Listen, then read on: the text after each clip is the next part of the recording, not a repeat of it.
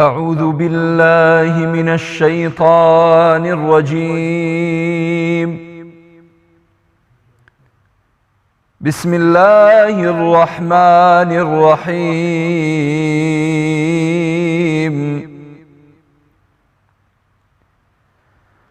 ولو أن أهل القرى آمنوا واتقوا لفتحنا عليهم بركات من السماء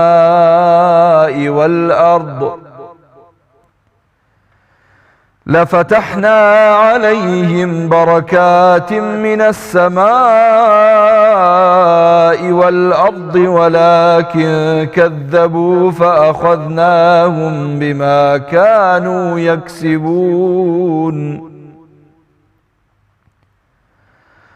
أفأمن أهل القرى أن يأتيهم بأسنا بياتا وهم نائمون.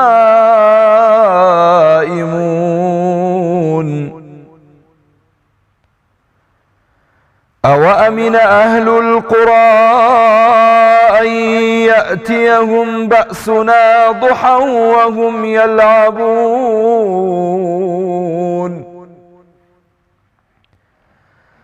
أفأمنوا مكر الله فلا يأمن مكر الله إلا القوم الخاسرون.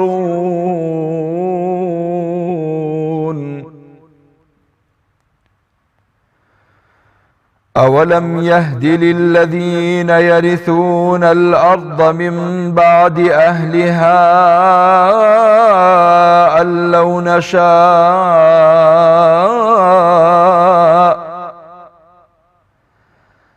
لو نشاء أصبناهم بذنوبهم ونطبع على قلوبهم فهم لا يسمعون.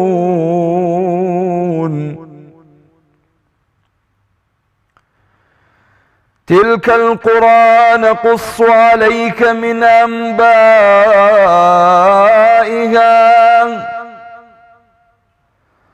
ولقد جاءتهم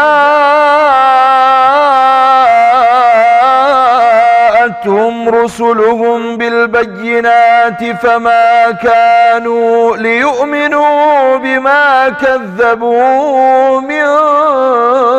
قبل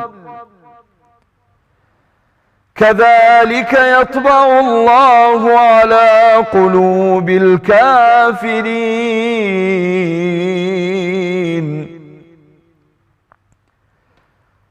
وما وجدنا لأكثرهم من عهد وإن وجدنا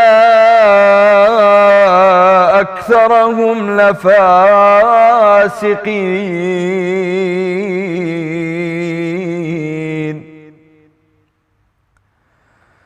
صدق الله العظيم.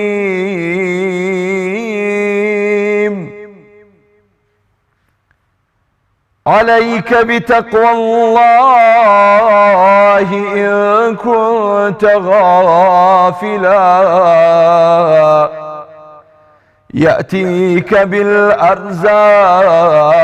من حيث لا تدري. فكيف تخاف الفقر والله رازقا فكيف تخاف الفقر والله رازقا فقد رزق الطير والحوت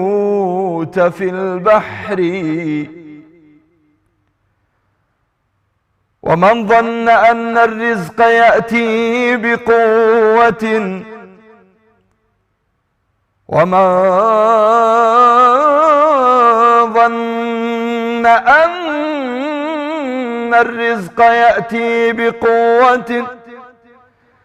ما أكل العصفور شيئا مع النسر تزول عن الدنيا فإنك لا تدري، تزول عن الدنيا فإنك لا تدري، إذا جن الليل هل تعيش إلى الفجر. فكم من صحيح مات من غير علة، فكم من صحيح مات،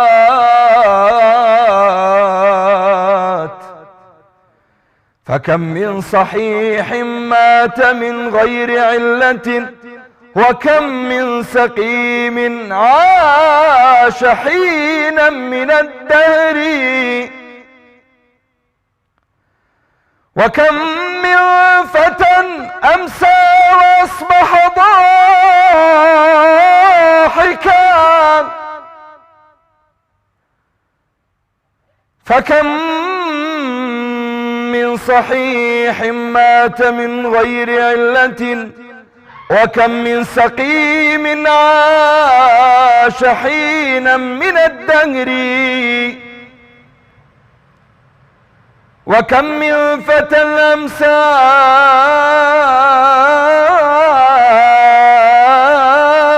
وأصبح ضاحكا، وأكفانه في الغيب تنسج وهو لا يدري، فمن عاش ألفا أو ألفين، فمن عاش ألفا أو ألفين، فلا بد من يوم يسير إلى القبر.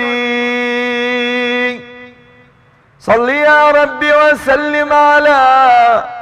سيدنا محمد وآله وصحبه أجمعين. بینەرانی زۆر بەڕێز و خۆشەویست، سەلام و ڕەحمەتی خواتان لێبێ. پێتان گەیشتینەوە لە ئەڵقەیەکی نوێی بەرنامەی گوڵزاری ڕەمەزان.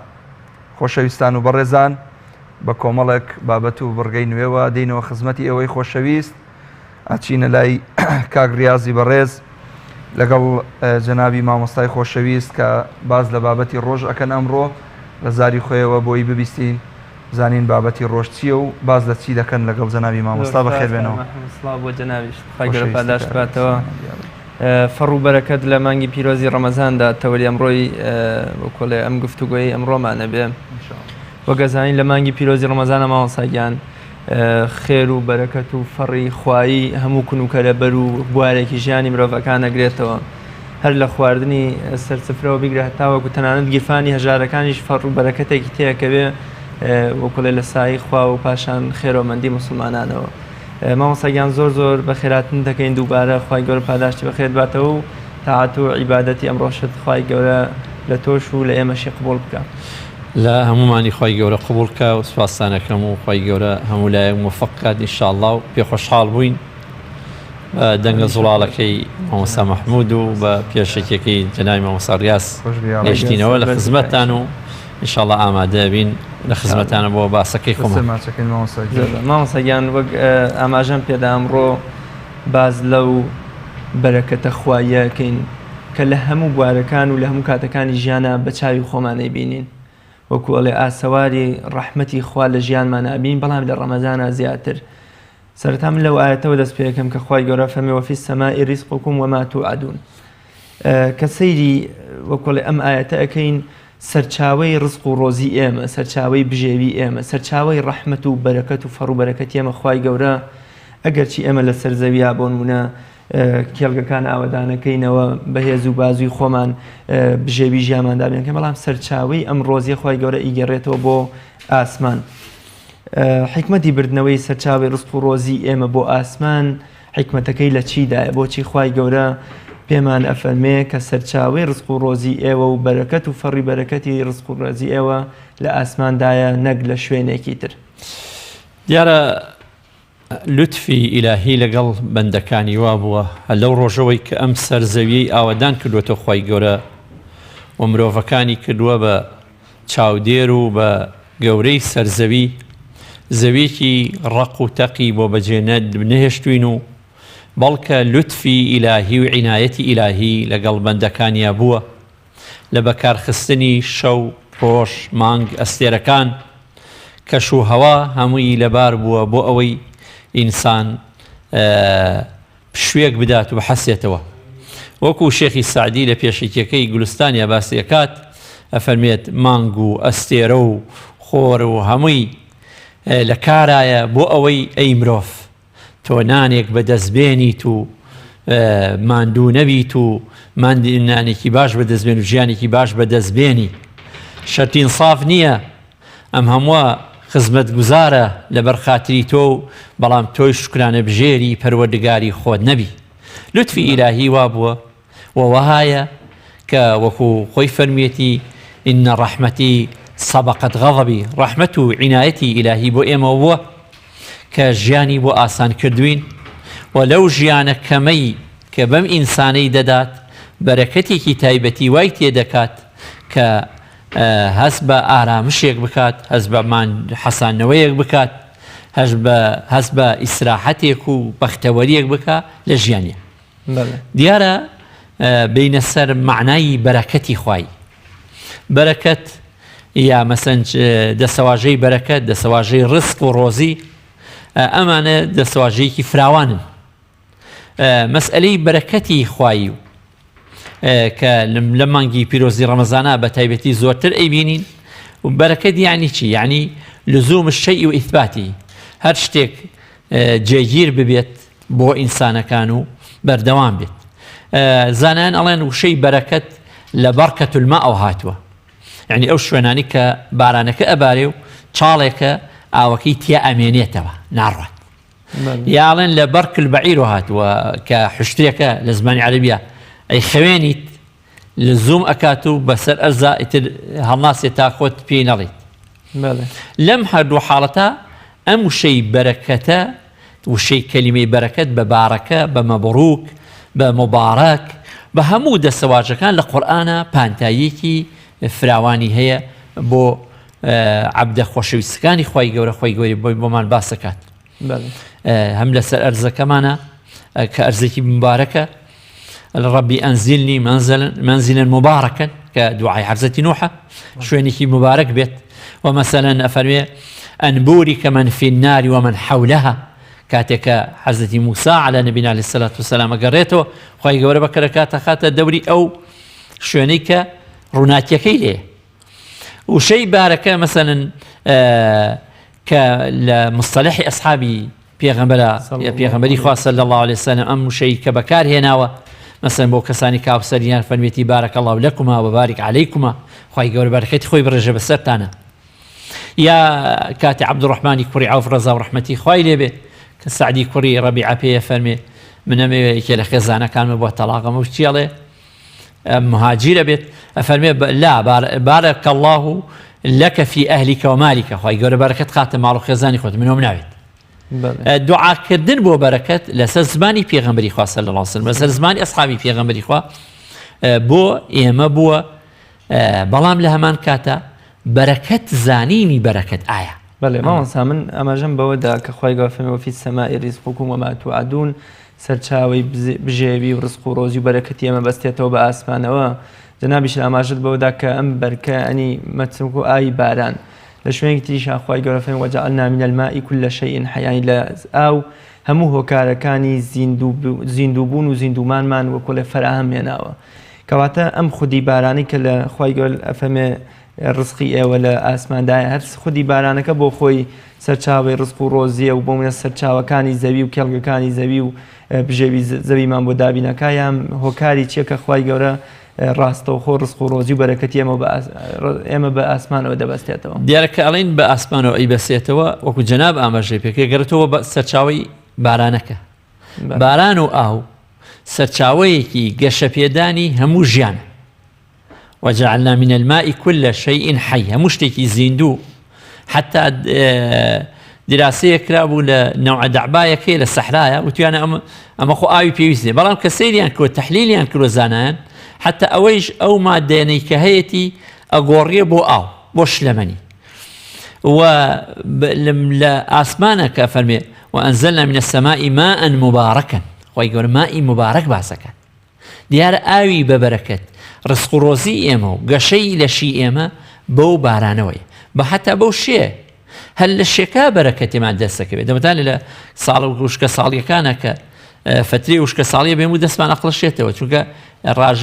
ڕێژەی شێ لە ئاسمانە نییە کەواتانێ ڕاستە بارانەکەمان و ئاوەکەمان و سەرچاوەی بەرەکەت و بژێوی ژیانی ئینسانەکانە یعنی ئەوەی کردو خۆی گەورە بە بژێوی ژیانی ئینسانەکان بەڵام ئایا ئەمە لێرە مەترەحکەین و باسکەین کێ هەز بەم بەرەکەتە بکە کێ چ دڵێک هەز بەم بەرەکەتەکە ئەو هەمە لوتفەی خوایی هەیە بەسەر دڵی مشریکەکان و بێباوەڕەکان و بەڵام هەستی پێ ناکەن ئەوانەی کە لە یاساکانی خوای گەورە دوونن هەز بە بەو لوتفە خواییە ناکەن لەگەڵیانە ئینسان چاوەڕێتە چەند شتێکی مادی تەنها معادلەیەکی مادی لە پێشچاوە ئەو معادلە مادی ئەگەر نەبێ ئیترڵێ هەموو شتێکم لە دەستووە بەڵام بیر ناکاتەوە ئەو هەمووە چاودێریە ئەو هەمووە لوتفەی خواییە بۆ ئەم عەبدەی هەیە کە زۆر شتێکی مادی نییە مەسەلەن سەعادەت بەختەوەری خۆشتێکی مادی نییە خۆشەویستی لە ناو دڵە خۆشتێکی مادی نییە خەو ئیسراحەتەکان دووربوون لە کێشەکان ئەمانە بەرەکەتەکانی خوای گەورە زۆرە بۆ عەبدەکانی بەڵام عەبدەکانی ئەبێ پێزان بێت بەو مەسەلێ بواری بەرەکەتی خوای لە بەختەوەریە لە لەشی ساغا ئێمە بەدەر لە لایەنە مادیەکە لە زیادبوونی ڕزق و ڕۆزی و ئاوەدانکردنەوەی کێڵگەکانمان و بۆم نەبەخشین و سەیارە و vێلە ئەمانە کەواتە لە لایەنێکی گەورەترەوە کە دەروون و لایەنی معنەویمانە لەوێشا پێویستمان بە بەرەکەتی خوای هەیە ئەم بەرەکەتە چۆنیە ئاسەواری ئەم بەرەکەتە چۆن لەسەر جەستەی ئێمە لەسەر وەکو لە جەستەی ئێمە دەرەکەوێت ئەوە بەسێ ئاساوارەکەی بەسێ بە دڵ خۆمانە تا دڵمان پەیوەست بێ بە عەرشی عەزەمی خوای گەورە و عەرشی عەزیمی خوای گەورەوە تا دڵمان وابەستە بێ بە ئەڵڵاوە تا هەموو شتەکان لەوە لە سەرچاوە وەربگرین هەست ئەەکەیت بە یارمەتیەکەی خوای گەورە بۆ دێت هەستی پێەکەیت بەڵام خوا نەکەدە ئەگەر دڵەکەی کوێر بوویەوە هەر لایەنە مادیەکەی بینی و بەرەکەتە خوایەکەی نەبینی ئەوە ئەگەر چی بەرەکەت خواتی خوایەکەیش ببێت لەسەری مۆڵەتێکیشی پێیابێت خوای گەورە تاوەکو فترەیەک وەکە سەنەستەدریجهم من حيث لا يعلمون دانی بۆ ڕێوەکرێت تا فترەیەک هەست بەخۆی ناکات و بەو نیعمەتانە ناکات وەکو مەسەلەن فیرعەون کاتی خۆی هەموو نیعمەتەی خوای گەورە ڕشتوو بەسەر ئەوە دەسەڵاتەی بوو کەچی وای چاوی کوێر ببوو ئەوە هی منە یا قارون ئەوە نیعمەتەی ڕژاو بەسەر مادیەکە ڕژاو بوو بەسەریە کاتێک کە پێیان و فأحسن كما أحسن الله إليك ولا تنس نصيبك من الدنيا أو لجوابك وتي إنما أوتيت على علم عندي وتي أو خوم بياوي زيرك وتجارة مكرو بارم دست كوتوا وكو إيوه نبو وخير بلام أوداني خواهي قورا هم شي لنابد كاتا حالة إيمانية كيا لتاكيه مسلمانا هز ببركة خواهي أكا هر روجه لخواهي قورا نزيق بو بيتو هز ببركة خواهي أكا هەز بە شەوقیەکە بەرەو عیبادەت کەواتە ئێمە گەر لایەنی دەرونیمان وەکڵێ بەرەکەت و فەڕی خوایی تیا دەرکەوت ئەمە گەورەتر و باشترە بۆمان تا بۆ منە قسەیەکەی ئەڵێ ئەگەر دەوڵەمەنەکان پێیان بکرێ تامان دەوڵەمەنە خوان ناسەکان بزەی سەرلێوی مناڵە هەژارێکیش ئەدزن بۆ خۆیان کەواتە ئێمە ئەم بەرەکەتە خوایی کە لە ناخمانایە وەکڵێ مەزنتر و گەورەتر و بە بایەختر هەتا بەرەکەتێکی جەستەی و مادی بچووک زۆر گەورەترێ وەکو یەکی لە خواناسانە ئەڵێ فەرمی ئەڵێ ئەگەر بیان زانێ کوڕی ئەمیرەکان پادشاکان بیان زانێت چی لە دەستەی عاریفەینان هەیە خواناسانە هەیە ئاهاتن شەڕیان لەسەرە کرد ئەو مڵکەیان داگیرەکە نەگە مڵکە دنیایی ئەو مڵکە ئیمانی کە لە دڵی ئینسانێکایە ئالم ڕەمەزانە کەسێک کە ژارێکە ئەوەندە تەوەکولی بەخۆی خۆی هەیە ئەمڕۆ بە ڕۆژووە بێت دەڵێ خوای گەورە ڕزقمەدا بۆ بێن کە ڕەمەزانێتە پێشۆ پلی ناشکێت ئاڵێ خۆی گەورە ڕۆزیم ئەدات بەڵام ئەم هەستە ئەم شعورە بەم بەرەکەتە دیارە تاوەکو تەقوامان بێ زیابێت لەبەرەوەی جارەیە دێک لە یەکی لە سەلەفی ساڵحین ئەڵێ فەرمێ ڕۆژێ بێئەمری خوام کردبێ ئەثەری ئەو بێئەمریەم بینیوە لە خۆیما لە خێزانەکەمە لە وڵاقەکەمە حتا وڵاقەم بینیوەتیایە کەسین کاروبارم بۆ نایەتە دی ئێوەیە بێئەمری خوام کردووە هەر ڕۆژێکیشی تەقوای خوام کردبێت ڕووم لە خوا بوو بێت هەستم کردووە کە عنایەتی خوا یارمەتی خوا فەڕ و بەرەکەتی خوای گەورە لە شتێکی کەمیشمانە هەیە ئەوەکو ئەمەی کە لە ئەسحاب چەناش لە مواقعە لە خزمەتی پێغەمبەرە بینیمانە صلی الله عليه وسلم بۆ نمونە لە جەنگی خەندەقەیە ئەسحاب زۆر برسین حتى ئەبینە زۆرمان بیرسی بەڵام سێرمەکە پێغەمبەر صلی الله عليه وسلم ئەویش بەردێکی خسووەتە سەرسکی خۆی دوو بەردی خسووە یەکی لە ئەسحابە گێڕێتەوە فەرمێ وصل حضرتي معاذ حضرتي جابر بو رضا رحمتي خوي لي بارك الله كبير افرمي روشت مو سين كبير زور برسيبو چون بخزانك و هیچ معنی وتي والله كم هين معنی جو معنی كاري لي اكش معنی وتم دسي برو چون خدمتي چون بخدمتي پیغمبر افرمي من وام تصورك باش ناكات شرپاند مگويت كان كسيك بينا شو باش ناكات او نزاني پیغمبر خاص الله الله سم دعي برزو كنتي برون بابرين لي بەڵام فەرمێ کە چوینە ئەوێ فەرمی ئەو هەویدەکە کردوتە جارێکە دەستی نێمەدە تا فەرمێ توفی مبارەکی پێغەمبەری خوا صلی الله علیه و سلم کردێ ناو هەویدەکەوە ئەنجاوەتی دەستکە بەنان دروستکردنەکە خواردنەکەیش خۆی سەریدا پۆشی لە ڕوایەتەکانە فەرمێ ئەنجا ئەسحاب هاتن خواردیان ئەفەرمێ ئەوەندەمان بینی بەرەکەتێکی وامان بینی لەو خواردنە دوای ئەوەش کە چەندێک لە خزمەتی پێغەمبەر صلی الله علیه و سلم تێریش بوون دوایی سێرمان کرد کولێرەکە ماوەتەوە خواردنەکە ماوەتەوە بەڵێ ماوەسا ئەمە بەرەکەتی خوای دێ ئەمە ئەگە ئەم ئەسحابە ناخێکین هەنگاوی نەناوی احتیمادی لەسەر خوانە بوایە ڕاستە ماوەسا ئێمە بۆ منە پێغەمبەری خوا صلی الله علیه و سلم لە چەندین بۆ منە ڕیوایەت و بەسەرهاتی ترا کە ڕزق و ڕۆزیان فەڕ و بەرەکەتی و کاریگەری بەرەکەتی بەڕێزیان بەسەر شتەکانەوە هەبووە بەڵام لە ژیانی ڕۆژانەی خۆشمان لە نێو کوردەواریە زۆر جار بۆ منە ئەم شتانە ئەبیستین کە بۆ منە فەڕ و بەرەکەت و خێر و زۆریەک ئەکەوێتە نێو خواردن و ماڵی هەریەکێکمان بەڵام ئەمە پێش ئەوەی کە وەکۆڵێ لایەنە مادی خواردنەکە بێ بەڵام لەوە چێ لایەنی معنەوی ئەم مرۆڤە سەخاوەتمەندی بۆ منە بەخشندەیەکەی دڵ و دەروون پاکیەکەی وای کردبێت کە ئەم لایەنە مادیەشی بەرزتر بکاتەوە کەواتە بەرزی لایەنی معنەوی و دەرونی مرۆڤەکە وەکۆڵێ باشە یام کاریگەرە لەسەر زیادبوونی فەڕوبەرەکەت لە شتە مادیەکاندا دیارە تا دەروونەکە دەروونێکی ئاسوودە بێت دەروونێکی ڕوولەخوا بێت دەروونێکی چاوچنۆک نەبێت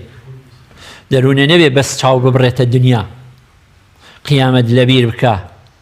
ئەمە تا دەروونێکی وابێ دیارە هۆکارێکی تریشی بۆ دروستە بێ ئەمە بگەڕێنەوە بۆ ئەسبابی پەیداکردنی ئەمە گرنگە ئەم بەرەکەتە ئەمەڵین هەیە و هەستی پێ دەکەین وە کەسێکی تاکێکی مسلمان خوێنەوار و نەخوێنەوار هەست بە وەرەکە بەڵام بابزانین ئەم بەرەکەتە کە لە مانگی ڕەمەزانە هەیە پێش ڕەمەزانیش ئەسبابەکانی هۆکارەکانی پەیدابوونی بەرەکەت چییە بە چ شتێکە ئەو ئەسبابان هۆکارەکانی بە چ شتێک بەرەکەتی خوای و فەڕ و بەرەکەت و زیادبوونی لە ناو دڵەکانە دەستەکەوێت ئەنجا ئەو ئەسبابانە بێنین تاتبیقیکەین بەسەر مانگی ڕەمەزانە سێرەکەی مانگی ڕەمەزان وەکو نمونەیە بۆمان دەرەچێت وەکو نمونە ئەگەر دوای ڕەمەزانیش هەروە بین هەر نمونەکە دەرەچێت چونکە ئەمە سنەتی خواوایە بەڵێ جەنابی مامۆستا ئەم هەموو خێر و بەرەکەتەی کە لە کۆمەڵێک شوێنە باسکراوە وەکو معجیزە هەر وەکو ئەو حادیسەی کە بەڕێستان گێڕاتانەوە ئەبینی لە سوورەتی مەریەم خوای پەروەردگار لە ئاەتی 24 ئەفەرمێ فەناداها من تحتها ألا تحزني قد جعل ربك تحتك سريا دواتر لآياتي 25 وهزي إليك بجذع النخلة تساقط عليك رطبا جنيا واتا أو دار خرمان راوشنا خرمات بو يتخواروا يعني أمانة هموي ببي أوي مثلا كسي بو بنيري ياخد كسيك أم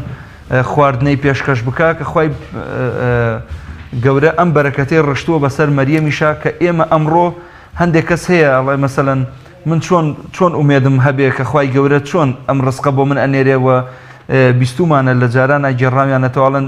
ماڵی وا هەبووە فەقیر بووە لە دەرگای دراوە و دەرگای کردوێتەوە یەک تەشتە یا خود یەک بارە گۆشت لەبەر دەرگای بووە کەس نەیزانیوە چێ هێناوێتی ئەم بەرەکەتە لە ئێستایا ماوە خوای پەروەردگار هەر ئەیڕژێنێ بەسەر بەندەکانیە ئەگەر ئەڕژێنە بەسەر بەندەکانیە چ شەرت و شروتێکی هەیە چ مەرجێکی هەیە بۆ ئەوەی خوای گەورە ئەم بەرەکەتە بەبێ و خۆی بزانێ ڕووی تێ بکە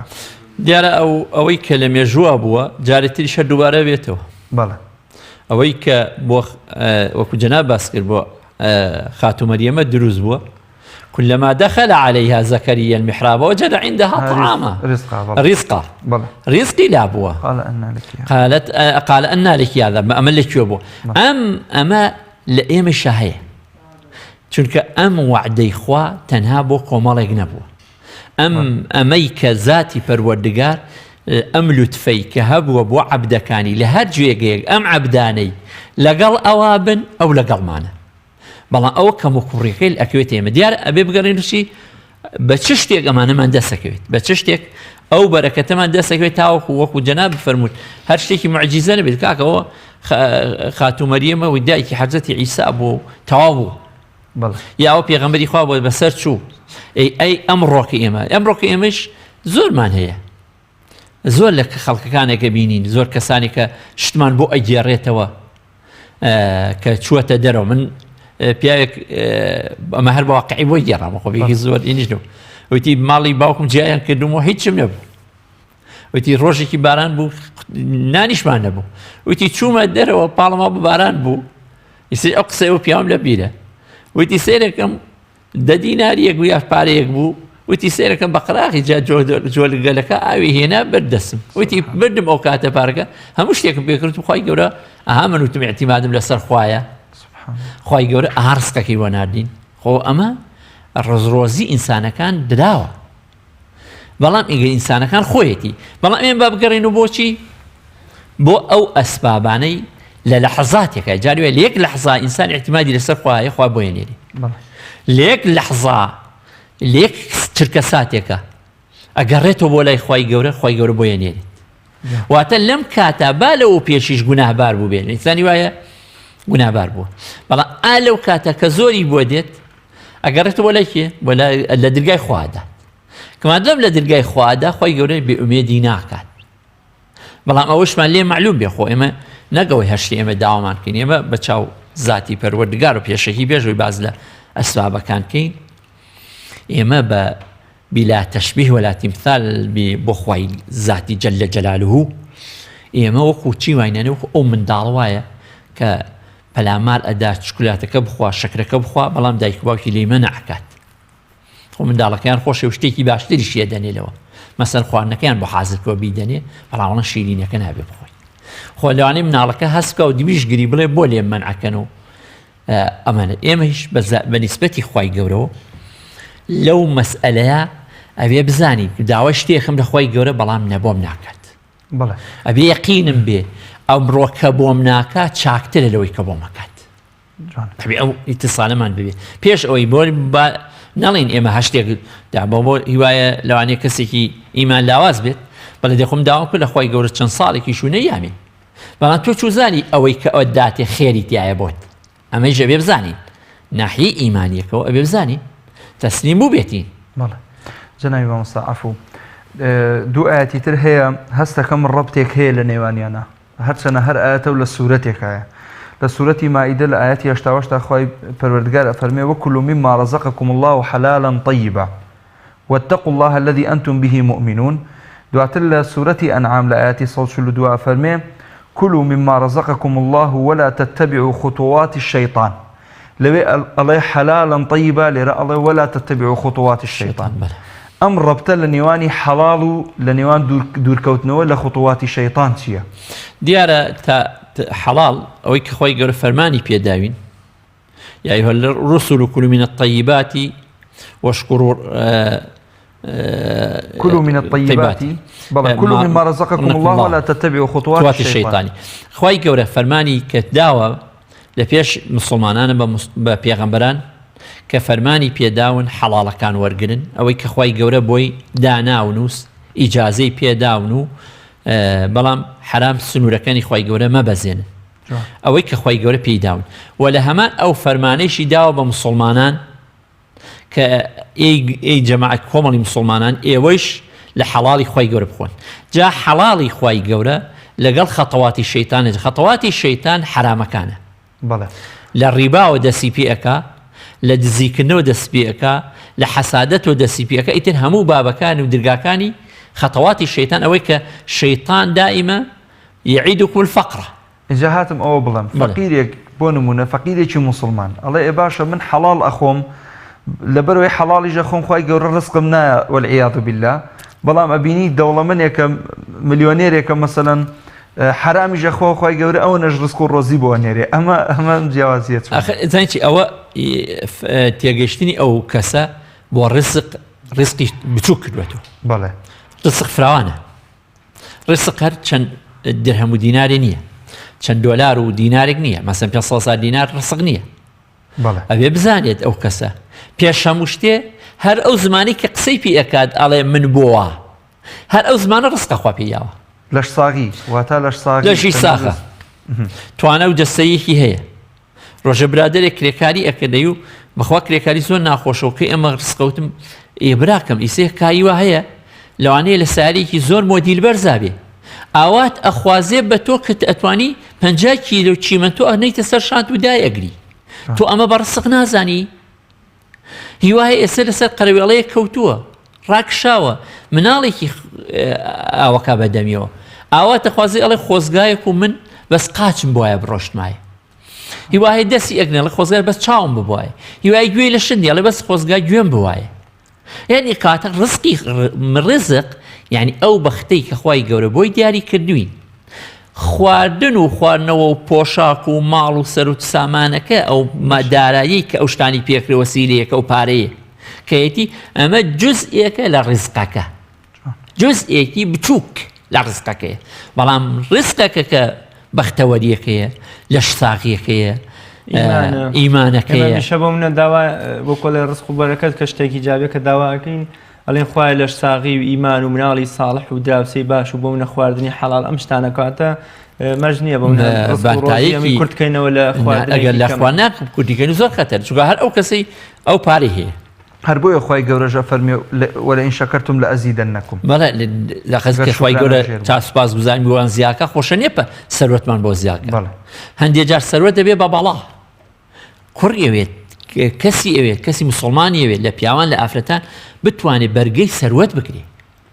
ئەخە خۆم ئینسانەکان خی گەورە سەروەت یا بە قاڕون ئەوەی نەتیجەکەی بوو چونکە ئیمانێکی نەبوو بەڵام کە سەروەتیش یا بە حەزەتی سولەیمان حەزەتی سولەیمان کە کاتێک عەرشی بەڵقیسی بۆی ئەو دەسەڵاتی پێدێ ئەڵێ هذا من فضلی ڕەبی لیەبلوەنی ئەشکر ئەم ئەکفر ئەشکر ئەم ئەکفر کاتێک کە پێدا خی گەورە لە ئەوە ڕۆزی خی گەورەی بۆم هاتووە بێیاوم تاقیمە کاتۆ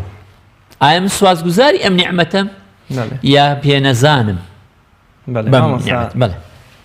زۆر جار لە مانگی پیرۆزی ڕەمەزانە کە بۆ متەوەری بەرنامەکەمان ئەمەیە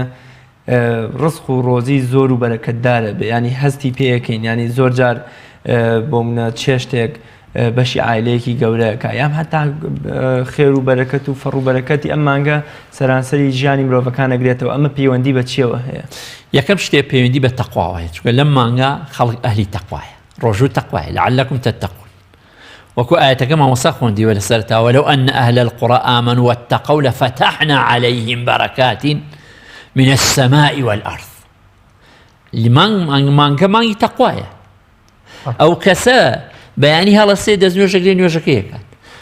ڕۆ بە ڕۆژووە ڕۆژوو تەقوایە لە نەو تەقوایە ئەمە یەکێک لە ئەسبابەکانی یەکێتر لە ئەسبابەکانی ئەو فەڕ و بەرەکەتی کە لە مانگیڕەوە قیراءەت القورئان ئەو هەموو قورئانێک کە ئەخوێندرێت هیوای ناتوانێت لە غێری ڕەمەزانە چەند ئاەتی بخوێنێ بەڵام هیوامان هەیە لە مانگی ڕەمەزانە چەند ختمێکەکات چەند ختمێ قورئانەکە كتاب أنزلناه مبارك ليدبروا آياتي وليتذكروا أولو الألباب يعني أو قرآنك مباركة هرك خوان نوي خوي يقول بركة من بوزياك يكي كيتل لو حالتاني كبوما دعاء لبيانيان لإبرانا مسلمانا كدرس برزكاته داولا خوي يقول أكاد خۆی گەورە بەرەکەت بخاتە. یەکێکی تر لەوانەی کە سەبەبی ئەم بەرەکەتەی مانگی ڕەمەزانە سەخیەتی ئینسانەکەیە. تا ئینسان دڵکراوە بێ، دڵفراوان بێ، خۆی گەورە بۆیە لێرێت. تا ئینسان لە بخل و لە تەماع و چروکی و ڕەزیلی بە دوور بێت، خۆی گەورە بەرەکەتی. ئەو کەسێک کە مەسەر خۆی گەورە تاقی کردوتەوە ماڵی دنیای پیاوەسێکی لە مانگی ڕەمەزانە زەکات دەدا. لە مانگی ئەوشی زەکاتی نیە، لە مانگی ڕەمەزانە ئەوێ خێرە حەسەناتێ بکات، چاکەیە بکات، چونکە لێرە کارەکانی کردو. یەکێکی تر لەوەی کە ئینسانەکان کە تووشی ئەو بەرەکەتە بێ حسن التوكل على الله. وەکو پێغەمبەری خوا صلی الله عليه وسلم لو أنكم توكلتم على الله حق توكله لرزقكم كما ترزق الطير تغدو خماسا وتروح بطانا. فەرمی خوای ئەگەر تەوەکولی ڕاستەقینە دەبێت. ئەو مسلمانان لە مانگی ڕەمەزانە تەوەکولیان هەیە، ئەگەر لەوە پێش 2 ساعات ئەویان دەست دوا کەوتایە زۆر بێتاقەتە بوون. ئیسا 7 ساعات نە ئاوەخوا، نە نانەخوات، نە هیچ شتێ ناچێت دێ، حتا جگەرە خۆرەکان لە مانگای جگەرە ناخۆن. ئەو مدەتی کە بە ڕۆژ جگەرە ناخۆ، ئەو جگەرەی کە نەیتوانیوە لەحزەیە دوای نانخواردن تەرکیکە، بەڵام یەک 7 ساعات نایخوات. هیوای ئەمە جگەرە خۆر بووە. ئینشاءڵڵا داواکەین خۆی گەورە لە مەشا یارمەتی جگەرە خۆرەکان بدا، دەوانێت جگەرە کێشن جگەرە تەرکن، فرسەتێکی باشە بۆیان تەوەکولیان. ئەو تەوەکولی کە هەیەی ڕەمەزان لە پێشەوە بەلاوە قورسە، بەڵام کە ئەچیتە ناوی ڕەمەزانەکە زۆر ئاسانە بێت، چونکە تەوەکولی بەخوایە. ئەمانە ئەسباب کۆمەڵێ هۆکارن بۆ ئەوی. یەکێتر بەخشینە، ماڵ تاوەکو ئەی بەخشیت وما أنفقتم من شيء فهو يخلفه، تاش ماڵەکە ببەخشی لە بۆ خوا، خۆی گەورە جێگەکەی پڕەکاتەوە. یەکێتر نوێژە فەرزەکان، ئەخلانەیە لە پێش ڕەمەزانە هەندێک نوێژەکانمە تەرک کردوێ، هیوایە لە ڕەمەزان نوێژ ناکە، پێش ڕەمەزان نوێژ ناکە، بەڵام کە ڕەمەزانی پابەندە بە نوێ. هەر خۆی نوێژەکان هۆکارێکە بۆ ئەوی بەرەکەتێکی خۆی گەورە باش. مامۆستا ئەمانە کۆمەڵێک هۆکارن پەیدا بوون. دێ ئەم کۆمەڵە هۆکارە پەیدا ببێ لە ناو تاکێکە، لە ناو خێزانێکە، ڕاستە خی گەورەش عنایەتی پێغەمبەری خوا صلی الله علیه و سلم لە چەندین فەرموودا ئاماژە بەوەکەیان فەرمان بە مسلمانانەکە کە پارشێو بکەن، چونکە لە پارشێوکردندا بەرەکە دەیە. ینی زۆر ئەوەندەی مەبەست لە بەرەکەتەکەی و دەستکەوتن و چنکەوتنی ئەم بەرەکەتی لەوە چێ خۆ تێرکردن و نان خواردنەکە نەبێ. نابوونە ئیسلامی پیرۆز ئەوەندە هەوڵ بۆ تێرخۆری و خواردن و ئەم شتانەدا ئەم بەرەکەتەی لە پارشێوە چنگی مسلمانانەکەوێ سەرچاوەکەی لە چیەوەیە بۆ هۆکارەکەی بۆ چیە گەڕێتەوە. ئەو مسلمانی کە بۆ بەیانی نیەتێتی بۆ خوا بە ڕۆژوو بیت، ئەمە سەبەبێک بەکارێنێت، ئەسبابێک بەکارێت، چەند ئاوێکە خواتەوە، چەند پیاوێنان ئەخوات، وەکو سەبەبێک ئەیکاتە ئەسبابێکی لاواز، بەڵام بۆ شتێکی بەقووەتر. دیارە ئەمە خۆی پێغەمبەری خوا صلی الله علیه و سلم فەرمێت تەسەحەروا فإن فی السحور بەرەکە، کە فەرمێ بەرەکەتەیە، یعنی با چەند پاروێکی کەمیش بێ، چەند بتڵە ئاوێکە بەرداخی ئاو، خۆ بەرداخی ئاوە لەگەڵ ڕۆژانی ترە بیخواتەوە بەشی 2 ساعتی ناکە. ئێستا بۆ بەشی ئەوەندە ئەکات. ئەمە عنایەتی خوای، یارمەتی خوایە. ئێمە ناتوانین هیچ تەفسیرێکی بۆ بکەین، تەنها ئەوەندەی تەسلیم بووین بۆی کە ئەمە دیارە کە پێغەمبەری خوا صلی الله علیه و سلم فەرمیەتی ئەمە بکەن ئەم خواردنەی لەم شەوەدا کە تۆ ئەی خۆی خوای گەورە یارمەتیەکی تایبەتت ئەدا بۆ خواردنە. چونکە ئینا فەرمێ ئەگەر وریا خۆتە، ئەگەر تۆ هەر ماڵ بەخیل بیت و بۆ خۆت کۆکەیتەوە، ئەو کاتەوە خۆ کەسانە کە الذي يأكل ولا يشبع، هەر ئەخوا و تێر نابێ. ئەخەمان دەمانە، بەڵام ئەوەی کە خۆ تێربوون نییە لە شەریعەتی ئیسلامە، تێربوون و گەدەت ئەوتونکردن شتێکی مەکروهە. بەڵێ مامۆستا لەمپەر و ڕێگریەکانی بەردەم ئەم فەڕ و بەرەکەتە خواییە. بۆ نمونە وەکو مامۆستا مەحموود ئەو ئایەتە پیرۆزەی خوێن لئین شەکەرتم لەئەزیدەنەکم، ئەگەر ئێوە سوپاسگوزاری خوا بکەنەوە خوای گەورەش بۆتان زیاد دەکات چەند قات. ئەو هۆکارانە یا ئەو بربەست و ڕێگریانەی کە بێت هۆی ئەم فەڕ و بەرەکەت و ڕزق و ڕۆزیێ لە مانگی ڕەمەزان و مانگەکانی ترا کامانن؟ ئەوەی کە بێتە بەرگریکرد بۆی کەم بێتەوە ئەو بەرەکەتە، یا ئەو ڕزقە نەبینێ، یا ئەو هۆکارە نەبینێ، لاوازەیە کاتی ئینسانەکان ئیمانیان لاواز بوو و اعتیمادیان لەسەر معادلە مادیەکان بوو، ئەمە حاڵیانە بێ. وەکو ئێستا جیهان پێوە ئەناڵێنێ، ئەوەندەی احتیمادمان لەسەر معادلەی مادیە، ئەوەندەی احتیمادمان لەسەر مەسەن موچەکەمانە فڵان ڕستمانە بانەوەڵام من ئیمڕۆکە ناچم بەلای چاکەیەکێکەوە لەبەرەوەی ئەگەر لەی شەکەم دو ئاکەوم ئیتر ڕستم نابێت ئیتر بۆم نایەت. ئەمە بەڕاستی تا ئیمان لاواز بێت چاوی معنەوی کوێرە بێت. چاوی معنەویش کوێر بوو، چاوی مادیەت ئیتر ئینسانەکان دائیمە مادە خۆی مادە کەسافەتێکی هەیە، بارگاییکی هەیە، چڕیەکی هەیە، فراوان نابێت. ئینسان بەرەو تەسکبوونەوەی ژیان ئەڕوات، تەضەیق ئەڕوات ئەگەر حسابە هەر مادیەکان کەیت. بەڵام ئەگەر حسابە معنەویەکانەکەیت ئاسۆ بە ڕوونی ئەبینیت، اعتیمادی لەسەر ذاتی پەروەردگارە هەیە. ئەوەی داتا ئیمان لاواز بێ لە دڵ ئینسانەکانە ڕزقەکەیشی کوڕکەم و کوڕە بێت. ومن أعرض عن ذكري فإن له معيشة ضنكا. معيشة ضنكا يعني ژیانی تەسکیە دەینێ، کولە مەرگیە، پارەی هەیە، سەر و سامانی زۆری هەیە. بەڵام ئەڵێ ئەگەر ئەمڕۆکە نەچم بۆ پرۆژەکەم تەواو حساب مەڕۆ. بەیانی ئەگەر نەچم ئەو معادلەکانی دائیمە و لە معادلە مادیەکان دائیما ڕووخاوە. بەڵام ئەو کەسەیشی کە تەوەکولی لەسەر خوای گەورەیە و ئەزانێت کە خوای گەورە ڕۆزیەکەی داو ڕزقی لە ئاسمان بۆ یەتە خوارەوە، خوای گەورە بۆی ئەنێرێت، ئەو کاتە دائیمە بە گەشتبینە. کاتە لاوازی ئیمان یەکێکە لە نێو کوردەواریە کۆمەڵێ قسە و پند و مەقولە هەن کە هەر لە باو باپیرانمان تا ئێستا ماونەتەوە بۆ منە هەمیشە وتیانە خەم مەخۆن، خوا ڕاستقە یان بۆ منە سەری بێ ڕزق لەژێر خاکایە. ئەم تەوەکولە تا چەند گرنگە لە ژیانی ئێمەدا؟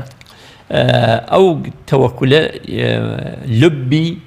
یعنی چغز و ئەساسی تەوحیدی خوایە. هەر کەسێ تەوەکولی نەبێ بەخوا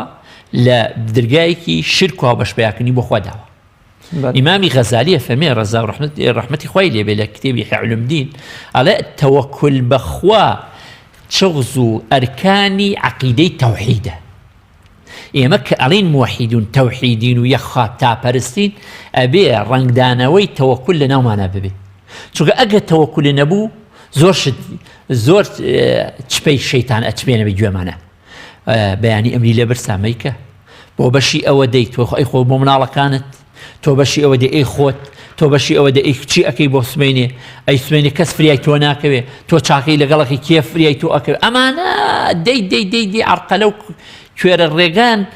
ئەی خەنە بەردەمان. بۆیە ئینسانەکانەگە تەوەکولەکەی بەخوای خۆی هەبوو، پشتیوانی بوو بەخوا، خوای گەورە کاری بۆ ئاسانەکان. چ کاتی عەبد لە یەقینی بووە بەخوای گەورە پشتیوانی خوای گەورە وەرگرتووە، خوای گەورە بەدەمیەوە نەهات بێت. ڕاستە مامۆستا کارم ببوورە. هەر لە ساڵانی ڕابردووە لە نێو کوردەواری خۆمانە شتێگە و پیانەوت کاسە ئاوسێی بۆ منە فەڕوو بەرەکەتی خواردن دراوسەیەک شتێکی دروست دەکرد بۆ ئەوەی دراوسەکەی لە خۆشی و چێژی ئەم خواردنە بێبەش نەکا بە منداڵەکە بۆ منە دوو قاپی بۆ ئەناردن. ئەمە تا چەند پەیوەندی بەم فەڕوو بەرەکەتەوە هەیە و بۆچی ئێمە ئەم کەلتورە جوانەمان لە نێو خۆمانە مراندووە و هەوڵ نادەین زیندوی بکەینەوە؟ خۆزگای خۆشمان زیندوو کرداتوە سێ شەر هەیە، هەندێک دراوسی باش هەیە، بەڵام کەس کەم بووە. جارێکە پێش هەموو شتێک تۆ ئەو قاپە خواردنی کە ئەدا لە دەرگای دراوسەکە یەکسەر ئەو دراوسە حیسەکە ئەم دراوسەی خۆشیوێ. ئەمە یەک. دووەم کاتێک کە ئەیدادێ دیارەیەکی پێ ئەدا دوعای خێری بۆ ئەکات. ئەم دوعا کە بۆ ئەوی ئەکات خۆ گوناهی ئەوی نەکرد، دوعاکەی ئەم قبوڵە. خوای گەورە بەرەکەت کەوێتە ماڵ. خوای گەورە لە کوردەوەی خۆیان خوای بە زیاد بێت، یعنی خوای گەورە زیادی کابوت. خوای گەورە بۆ ئەوشی زیاد دەکات. یا ئەفەرمێت بە ئاو زۆر کەم چێشت باوی دراوسێکێت. یەکێکی تر لەو شتانە کە ئیتر ئەگەر شتێکیش بەرێتەوە بۆ ماڵەوە چاوی تێ نابڕێ. یعنی بەڵام ئەگەر دراوسەیەکی ئەم ڕۆژە خواردنی خۆش بێ و گۆشت برژێنێ و دراوسەکەی بێ بەش کات، ئەمە بەڕاستی سیستەمێکە لێ یەکات. بەڵام ئەگەر هاوکاریەکی بکات، ئەگەر چی کەمیش بێت فریای ئەکەوێت. یعنی سا خۆشە نییە. جاری وایڵێ ئەو کەسە ماڵە لەوانەیە زەنگین بێت، متەمەکینە شکر، پێویستی بەو قاپەی منێ. چی ئەڵێ لەو کاتا پێویستی پێی نییە؟ ڕاستە. خزمێکم بۆی گێڕاوە قسەیەکی خۆش، وتی ئێمە ماڵمان خوای گەورە پوای پێدامین متەمەکین بووین. وتی نیوەڕۆی کەسێک من دایکم هیچی دروست نەکردو. وتی لەپەر دراوسەکەمان قاپی ئافراخەوە. وەڵاهی ئەم دراوسەیە کە ئەمە کە ئەیهێنێ بۆمان یاڕەوی دوعای زۆرمان بۆ کردن، وەڵای خوای گەورە ئێمە ڕزقەکەی ئەمەی دابووین، ئەوی دێ خۆ چی بکەم لە پارە لە ماڵ لە بازار. ئالەو کاتە ئەو فریای بکەوتووە. ئەمە کەواتە ڕزقەکە کە تو هاوکاری دراوسەکەگەێنی هەست ئەەکەی لە کۆمەڵگایەکە برای یەکتری. بەڵێ جەنای مامۆستا خوای پەروەردگار لە سوورەتی یاسینە فەرمێ وإذا قيل لهم أنفقوا مما رزقكم الله قال الذين كفروا للذين آمنوا أنطعم من لو يشاء الله أطعمه إن أنتم إلا في ضلال مبين. ئەم تەفسیری ئەم ئاەتە ئەوەندەی من بیزانم باسی ئەوەکە بڵێن بە تەواوی ئیمانداران تراوە ئەوەی کە خوای گەورە پێتانە بەخشێت لە ڕزق و ڕۆزی بیبەخشن. بۆ نمونەوە وإذا قيل لهم أنفقوا مما رزقكم الله ئەوەی کە ئیماندارنی ئەڵێ بۆم ڕزقی کەسێک بدەم کە خوای گەورە خۆی ئەتوانێت ڕزقی بە، یا من خێری پێ بکەم کە خوای گەورە خۆی ئەتوانێت خێری پێ بکە و ڕزقی بە. یعنی کەواتە ئەگەر تۆ ئەو ڕزقی کە پێت دەگات نەیبەخشی خوای گەورە زیادی ناکە. ئەمەش هەیە وەنیە لە حاڵەتێکە ئینسان بتوانێت ئەوەی کە لە ماڵ و لە بەخشی خوای پەروەردگار پێی بەخشراوە بیبەخشێت خوای گەورە بەرەکەتی تێ ئەخا. ئەو کەسانی کە ئەو فیکریان هەیە ئەویان هەیە ئەوە لە زمانی ئەو سوورەتی یاسی سوورەتی مەکیە. بەڵێ ئەهلی مەکە خۆیان بە هەموو شتێک گەزانی مشریکەکان کە ئەوان هەموو شتێکیان لە جێ دەسەڵاتایە و ئەیانوە ئێمەی تر بۆچی بەخشین خوا عەبدی خوانی خۆبەر ئەمە ئەو پەڕی نەزانینە ئەمانی ئێستای ئەو پەڕی نەزانینە بۆ چونکە ئەوەی کە لای ئەوە کێ پێیاوە ئەوەی لای ئەوە کێ پێیاوە خوای گەورە پێیاوە ئەنوطعم من لو يشاء الله أطعمه ئەمە بۆ بە حسابی خۆیان ئەوان وایان زانیوە ئەوان بۆ چوونە مادیەکەیان لە پێشچاو بووە بۆ چوونە معنەکە هەموو شتێ وتیانی ئەم ماڵە هی منە من پێیان کردووە هی خۆمە ئەوە هی زمانی فرعونەکان و قاڕونەکانی پێشووە بۆ ئەوان ماوەتەوە بۆ ئێستەی شەرماوەتەوە یا مێژوو دووبارە بێتەوە. بەڵێ کەواتە چونکە بڕوان بڕوان بە دوا ڕۆژێکیش نەبوو چونکە کە سەیری ئاەتەکەی ئەمە ئاەتە لێرە لە پێشە ئاەتەکەی سوورەتی یاسین باس لە ئاەتەکانی خوای گەورەکە کە باسی ئەرزەکە باسی ئاسمانەکە باسی کەشتیەکانمان بۆ ئەکات دەی دێتە باسەوە ئەجا کاتی بەماناڵی دەدوایە باسی قیامەتیشمان بۆ ئەکات ويقولون متى هذا الوعد إن كنتم صادقين. كي وعدكيت إما كاتي بخشين وعد ببرام قيامته أم رزق روزي دو جازية خواهي قورا جارك الدنيا داو بها مكسك خوشي بيو خوشي نيو بياوا بلان قيامت بتناو بهاش بو خوشوي السانيتي أما مسألة كتناو خوشوي السانيتي إما كس تاكي مسلمان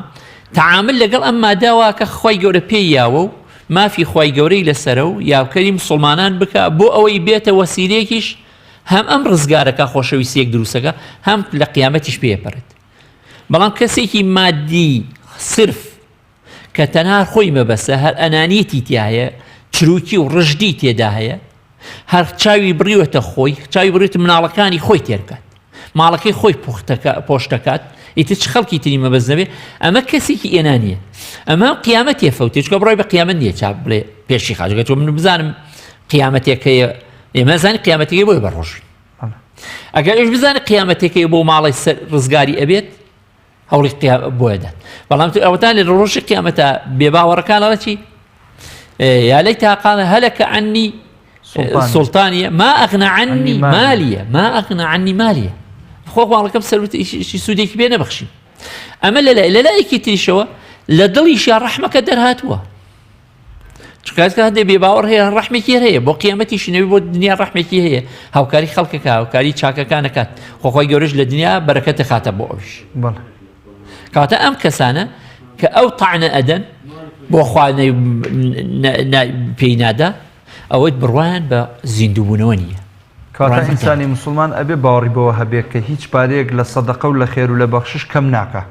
هر كسي خير وبخششي أنجاما خوي پروردگار رزقي كم ناكا بو نمونه اگر مليوني چي هبو لمالو اگر 400-500 زاري ببخشي خوي گوره وكمي نكردو بعكس وبركتي تي أخا چونکە ما نقص مال من صدقة دیارە صدقة بخشين لمالا كالين كلمة زكاة علين زكاة يعني لتشياتو لزكواتو زكاة زرع يعني قشأكات أو مالا يا بمعنى أو يكل معنى كانوا تفسير الزكاة بمعنى قشكنا أو مالا قشأكات شكو خوي يقولوا يباريزت حصينوا أموالكم بالصدقة بالصدقة بيباريزت وقلبتي مالك باريز دابي صدقي لي أكيد أمل للايك يترى قلبتي بركات لمالكتها أسودي بيخوي مناڵەکەت نەخۆشی نەکەوی لەسەری بە ئیسراحەتێ پارێ بگرێنی دژمندار نەبی لەسەر ماڵ و سەر و سامانەکە دزنێتە سەر فڵان نفیسات ئەوەیە کە چاوی حاسیدانن لێ لەسەر نەبێ ئەوەیە کە بیبەخشیت کە بەخشیت خەڵک تویان خۆشەوێت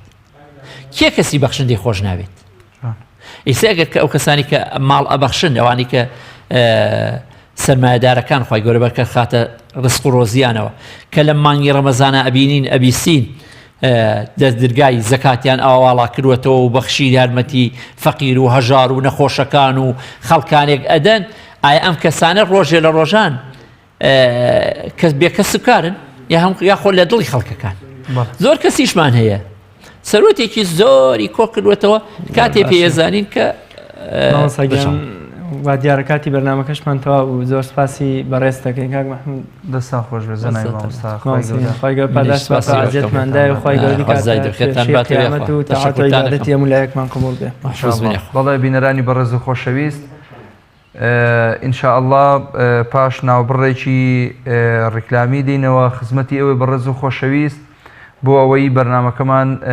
بەردەوامی پێ بدەین ئینشاءالله کە دەچینە لای پێشبڕچەی نیشتیمانی بۆ جوان خوێندنەوە و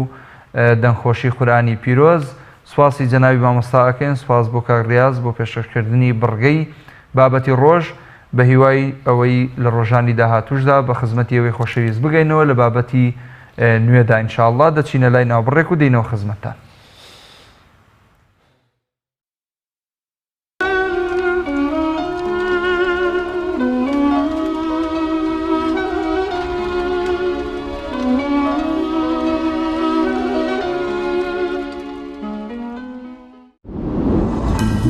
تۆپ ئارت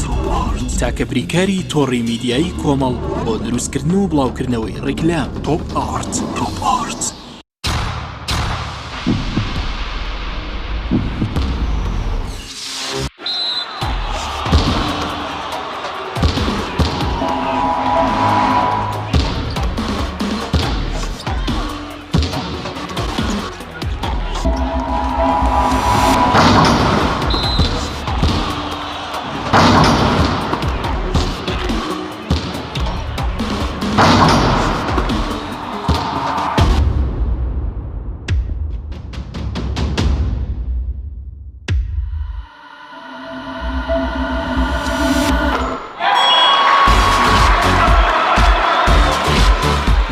سەرکەوتنە گەورەیە تەنها شیری وشکی ئاڵتونسای تەمێکی ڕاستەقینە و 100 لە 100 سروشتی نۆشی کەو هەمیشە بە بەهێزی بمێنەرەوە. کۆمپانیای دنیا دیکۆر.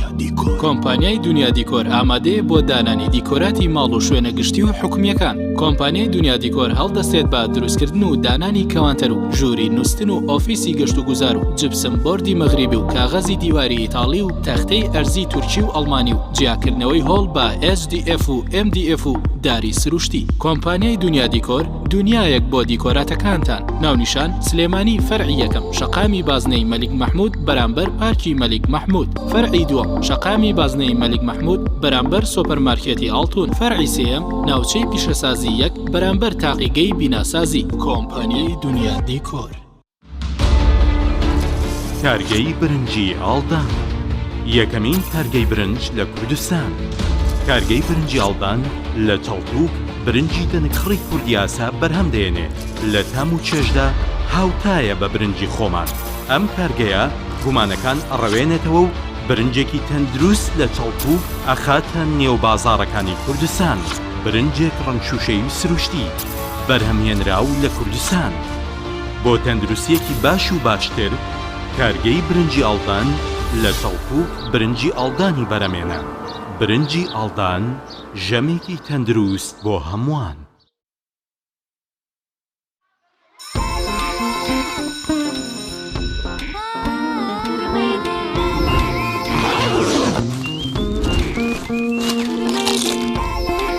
خرمەی دێ واردن بێت و خرمەی بێت. ئۆ خەیارە نا خرمەی دێ هەواتە گێدەرە گێدەر خرمەی دێ نانی تێریە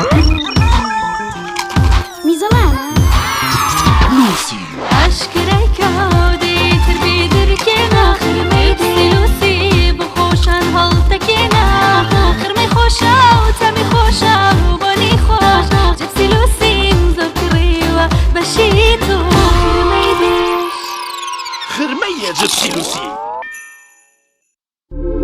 لامینەت و تەختەی ئەرزی تورکی AGT باشترین تەختەی ئەرزی تورکیا با بارزترین کوالیتی دروستکراوە پێکاتوە لە چەند مواصفاتێکی بەرز ئەستوورەکەی 8 ملم و 10 ملیمە حاشیەکەی لە ڕەنگی خۆیەتی ناونیشان سلێمانی شەقامی باسنەی مەلیک محمود بەرامبەر بەنزیخانەی بینایی پەیوەندی بکەن بەم ژمارانەوە 0 955 76 50 0 955 76 60 تۆپ ئارت تاکە بریکاری تۆڕی میدیایی کۆمەڵ بۆ دروستکردن و بڵاوکردنەوەی ڕیکلام تۆپ ئارت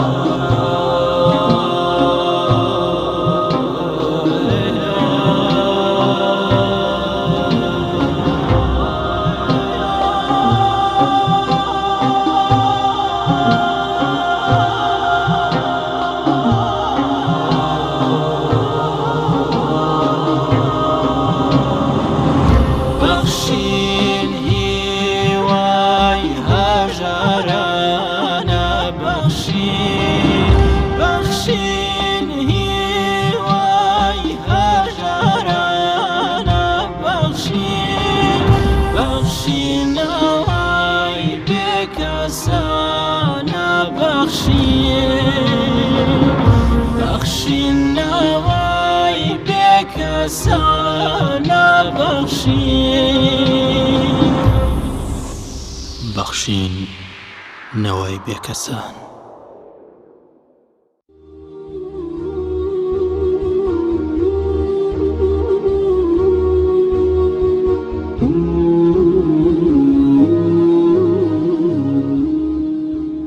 باشترین کەسێک کە شارەزایە بە پێک هاتەی ئینسان و پێداویستی ئینسان لە خواردن و کاتی خواردنی ئینسان ئەو کەسێک کە دروستی کردو هەموو ژیانی پێغەمبەری خوا صلی الله علیه و سلم بەرنامە بووە تەنانەت لە خواردنەکەشیە کابرایە لە وەڵا کاک دکتۆر جان من جگەرم پیاوە تۆ نەخۆشە چییە؟ وەڵا جگەرم چۆریتیایە ئەم سەرەکی ئەو سەرەکی نا هەر قەڵەوێکەیە بەشێکی چەورێکە لە ژێر پێستانیشتۆ بەشەکەی تری چۆ لەناو جگەرانیشتۆ ئینسان ئەبێ لە خواردنە حەدی ئەقەلی پێداویستی ژیان و چالاکی بەدەن و ڕۆژانەی خۆی وەرگرێ ئەوەی کە بەرنامەکانی خواردن و دروستکردنی خواردن لەناو ئافرەتانی ئێمە یا ڕەواجی هەیە ئەومە جۆگرتن لە وتار و پەروەردەی مناڵ حسابی بۆ ناکرێت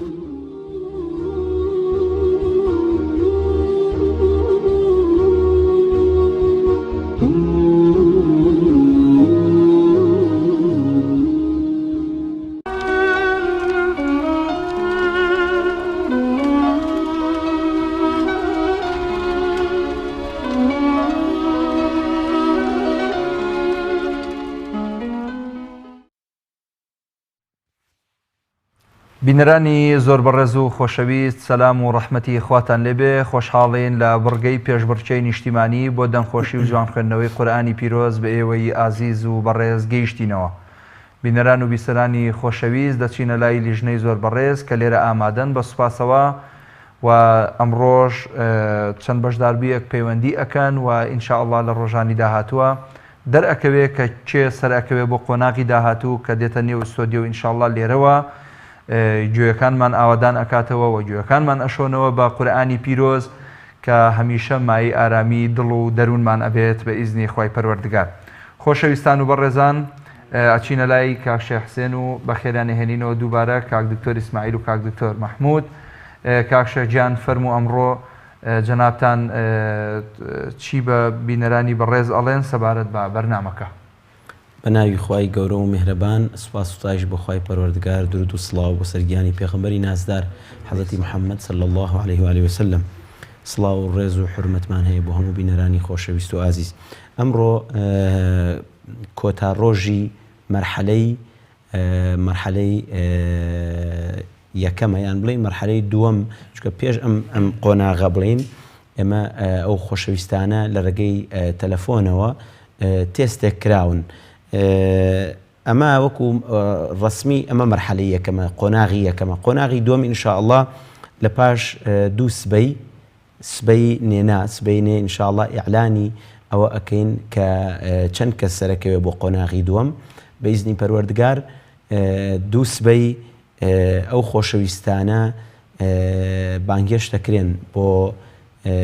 کەناڵی خۆشەویستی ئاسمانی پەیام و لێرە ڕاستەوخۆ گوێیان لێ ئەگرین بزانین ئینشاءالله لەم قۆناغەدا چەند کەسی تر سەرەکەوێ بۆ قۆناغی کۆتایی لە قۆناغی یەکەمان چەند کەس بەشداریان کرد ئەوەندەی کە بە پێ ئەو ناوانە ئەوەی من بزانم حدودی 50 کەس بەشدار بوون ئەگەر زیاتر نەبن ئەی چۆنێتی بەرزبوونەوەیان یان سەرکەوتنیان بۆ قۆناغی دووەم وەکۆڵی ڕێژەیەکی دیاریکراوە بڵێ بۆن لە 120 لە ساسیام هەرکە ئەم 50 ئەگە هەر 50 باش بوو بێ هەموو هەر 50 باش نابێت چونکە ینی بەپی باشی سەرەکەونیام مەرجە 25 کەس بێ 30 کەس بێ 20 کەس بێ ئەوە دیاریتان بەپی باشێتیانەوە بەپی ئەوەیە کە لە ڕووی دەنگەوە و لە ڕووی مەقاماتەوە لە ڕووی تەجویدەوە و لە ڕووی وەقفداوە هەموو ئەو مەرجانەیان ئەبێت یا بێ اینجا سەرەکەوە بۆ ئەم قۆناغە ئیتر نایشزانین چەند کەس سەرەکەوێ وەکوتم بەپێی دەرەجە و بەپێی ئەوەی کە نمرەیان چەند هێناوە و چەند لە نمرەکان لە یەکەوە نزیکن ئینشاءالله بە شێوەیەکی دادپەروەرانە ئەوانەی کە مستحقی ئەوەن کە سەرکەون ئینشاءالله باسییان لێوە ئەەکەین و ناویان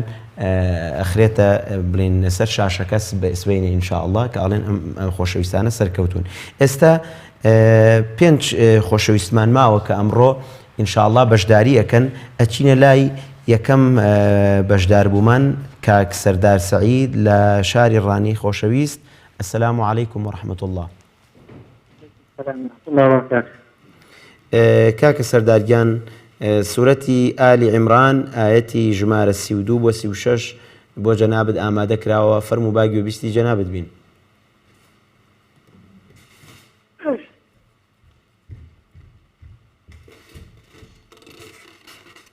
أعوذ بالله من الشيطان الرجيم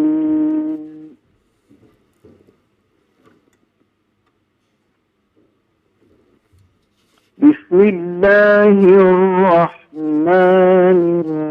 الرحيم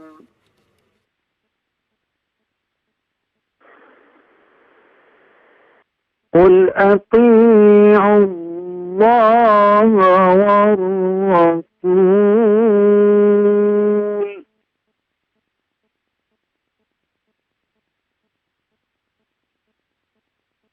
قل أطيعوا الله والرسول فإن تولوا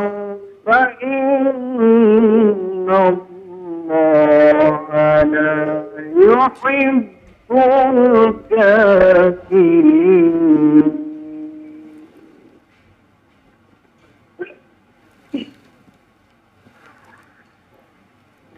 إن الله اصطفى آدم ونوحا وآل إبراهيم وآل عمران وآل العالمين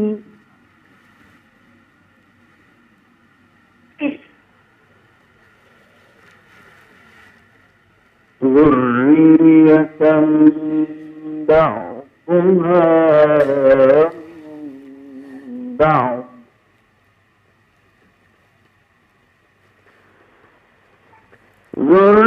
ذرية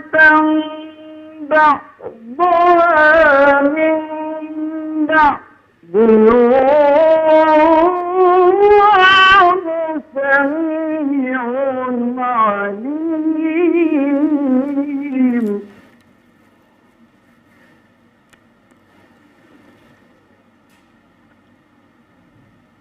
إذ قالت امرأة عمران نذرت لك ما في بطني محررا فتقبل مني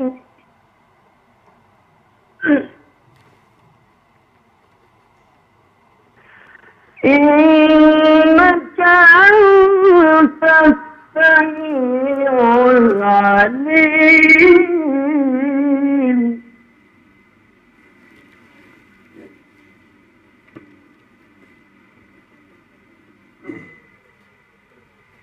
فلما وضعتها قالت رب إني وضعتها أنثى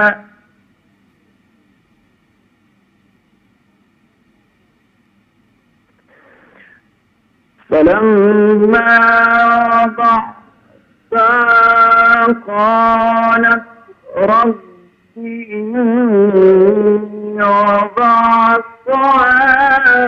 أنثى والله يعلم بما وضعت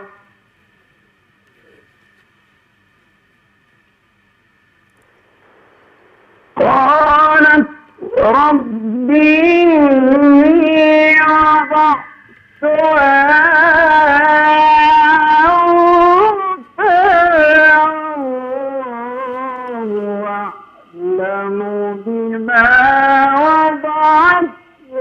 وليس الذكر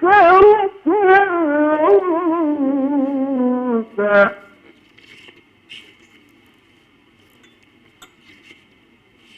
وليس الذكر كالأنثى وإني سميتها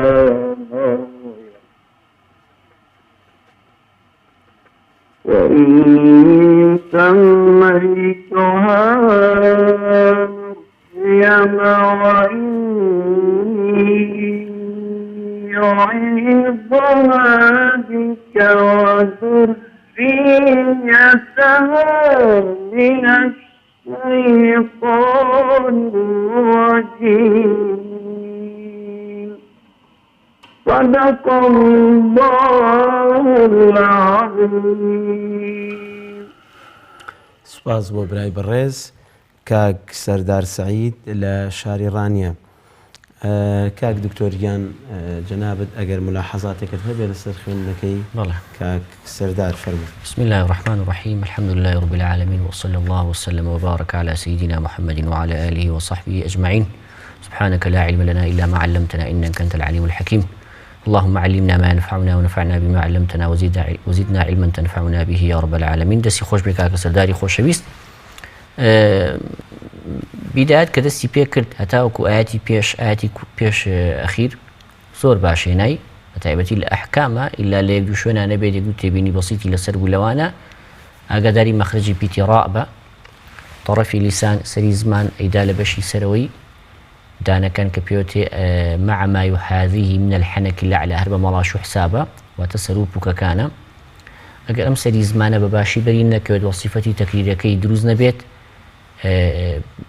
شتێک دروست دەبێت لە حرفی ڕاء پێوترێ لەفغ في حرف الراء کە نوتەکەی بەم شێوازەیە. بسم الله الرحمن الرحيم زمان لێ نادا کە زمان لێ نەدا ئەو ئیرتیعادە ئەو تەکریرە دروست نابێت و ئەمە ئەبێت بە یەکێک لە عیوبی نوتق ئەبێ ئاگاداری بی لە هەموو ڕائەکانە. عەزیزەکەم ئاگاداری ئەوە بە قل ئەطیعوا الله لە دووەم جار کە گەڕایتە پیتی تاءەکەت زۆر ضعیف کرد. قل ئەطیعوا الله بەرەو تاءت برد.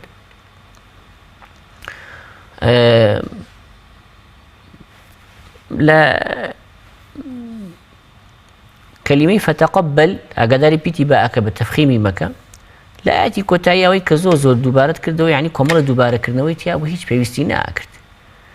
يعني وليس الذكر كالأنثى بوست وإني سميتها مريم وإني زور دوبارة كردو لم دوبارة كردوانيا هلي زورت كرد وهم جارك كتابي مقصبا منا فلما وضعتها والله فلما ميمەکە میمێکی مشددە زەمەنی غونەکەی نایەتێ سێ جار فلما وضعتها دووبارە کات و هەر سێ جارێکە دەرەجەی لێشکێ لەبەرەوە ئەبێ ئاگادار بیت دووبارەکردنەوەی بێهودە زەرەری هەیە وەک لەوەی ئیستیفادەی هەبێت چونکە ئەگەر تۆ هەڵە نەکەیت هیچ بەڵام ئەگەر هەڵەکەیت دەرەجەت لێ ئەڕوە ئەگەر دیقەت بینی زۆربەی زەمەنی غونەکان لە هەر هەموویان ئاماژەی پێ ناکەم و لە هەندێک شوێنە رب إني وضعتها أنثى همزة كان بهما شو تسهيلتها رودا أقداري صفتي همز بتايبتي لحرف تاء كساكنة وكلمة قالت ربي إني أو يائك مدية سيجار بسيا روشتو لجاري أخيرا الراس كردو دو جاري كم هربوكو كسر خوانتوا ولس كلمة كالأنثى كوستايت لبري هناست بينما وليس الذكر كالأنثى كنت بفتحة لأمدك طبيعي ما هي وكو فتحة درشو ياخد وإني سميتها مريم دريجبو يتما باقي وين كميتوا هم زمني غن كان إدغام كان نون ساكن كان إخفاء كان نون ميم مشددة لبروا أقداري زمني غن كان بس كدرجة كي زورد ليالي أرواد السخوش به. أقول بعدش ختام باتوا. چینە لای برای بەڕێزمان کە دکتۆر محمود دادوەری وەقف و ابتیدا با بزانین تێبینەکانی چێ لەسەر خوێندنەکەی ئەم برا بەڕێزەمان. بسم الله الرحمن الرحیم. سپاس و دەستخۆشیمانی بۆ برای بەڕێزمان کاک سەردار و دوعای موفقیەتی بۆ بکەین و ئەڵێن هیواداری زیاتر خزمەتی قورئان بکە و زیاتر لە خزمەت یا بێ و زیاتر لە خزمەت مامۆستایەکە بیخوێنێتەوە تا وەرتر هەست بە هەڵەکانی بکە. ئەوەی من تێبینی سەرەکیم بوو لەسەر ئەم برا بەڕێزە زۆر دووبارەیە کردەوە ینی زۆر ئاەتی دووبارە کردەوە بەبێ پێویستیش ینی ضرورەتێکی نەبوو شوێنی وەستان بوو قل ئەطیعوا الله والرسول ئەوەستم و لە دوایەوە دەست پێکەم و علامەتی وەقفی لەسرە برام هەر لە مصحفەکانە علامەتە وەقفەکەی لەسرە نەک بگەڕیتەوە سەرەتا چونکە وەک جەنابی دکتۆر ئیسماعیل باسی کرد دووبارەکردنەوەی ئەو مەقطعانە چەند جار دووبارەکەیتەوە هەڵەیەکی تیابێ و هەڵانت هەمووی لەسەر حساب بکرێ بە هەمان شێوە لە ئاەتی 34 دا ذریەة بعضها من بعض خوێندیەوە قەلا دیارە و علامەتە معنای باشتر وایە بوەستی تر پێویست ناکات دووبارەی بکەیتەوە و بچیتەوە ئەوڵی ئاەتەکە ئەوەی تێبینی سەرەکی من بوو لەسەر ئاەتی کۆتایی بوو وەکو کاک دکتۆر ئیسماعیل باسی کرد سێ جارە و مەقطعی دووبارە کردەوە ئەوەی من هەستم پێ کرد لە جاری یەکەمە ڕاست خوێندیەوە لە جاری دووەمە هەر لەحنی جەلی کرد لە وەضعەتها وام هەست کرد بە وەضعەتها خوێنبێتەوە بەڵێ ینی هەستم کرد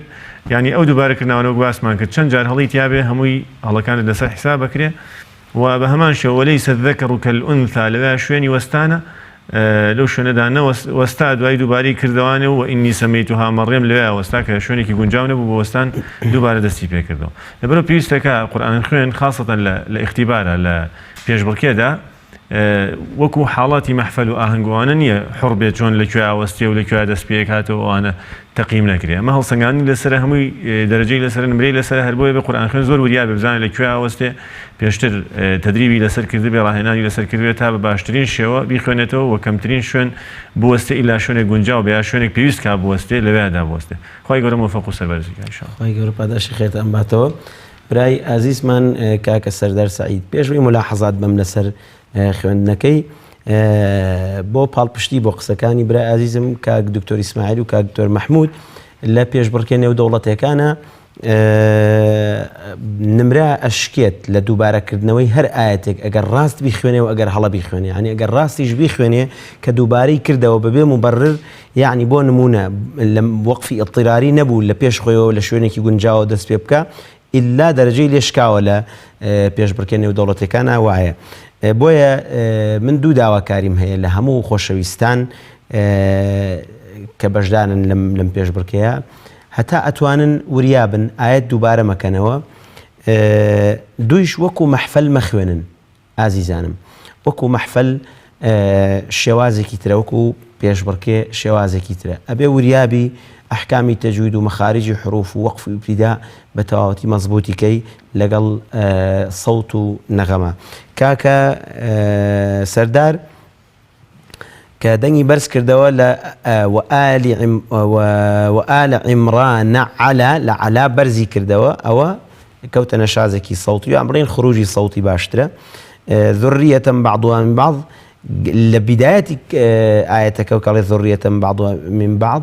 هاتەوە بۆ طەبەقەی قەرار کە زۆر سەیرێ نە ئەبوایە ئێمە چاوەڕێمان نەکرد جوابی جواب بخوێنێ نەکبێتەوە بۆ قەرار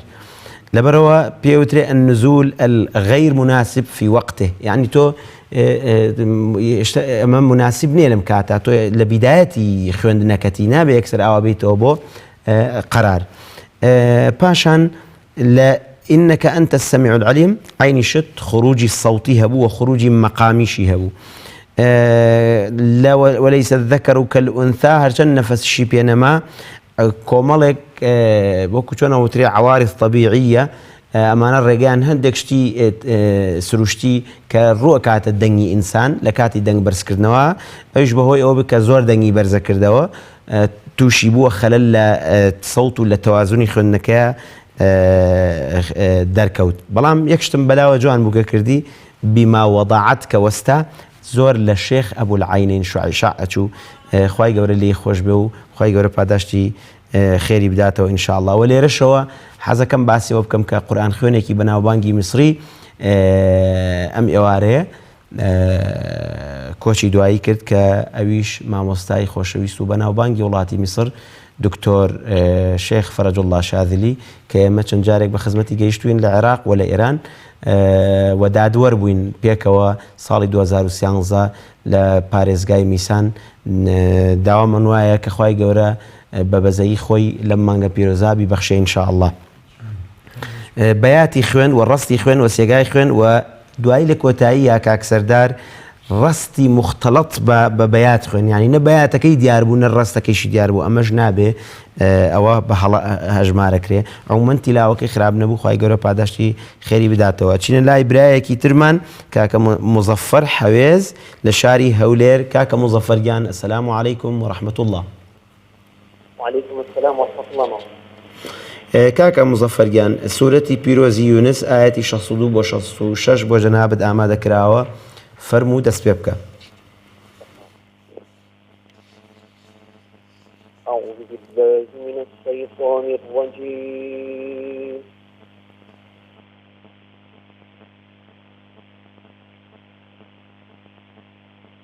بسم الله الرحمن الرحيم.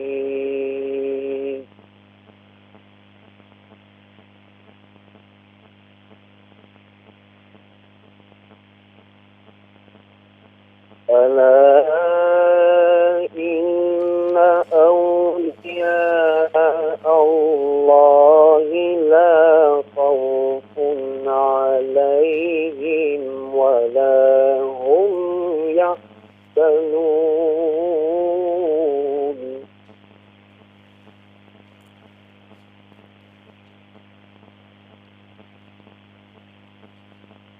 الذين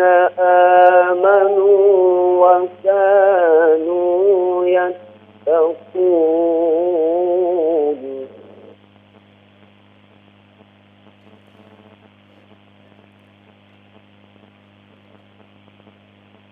لهم البشرى في الحياة الدنيا وفي الآخرة.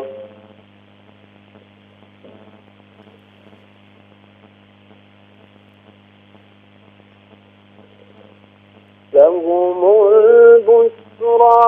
في الحياة الدنيا وفي الآخرة.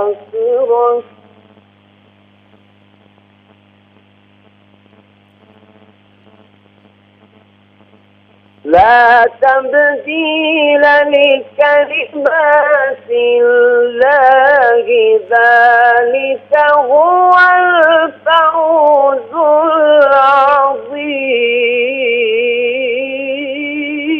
العظيم.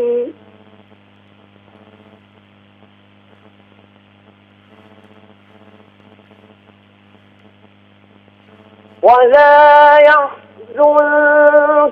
قولهم إن العزة لله جميعا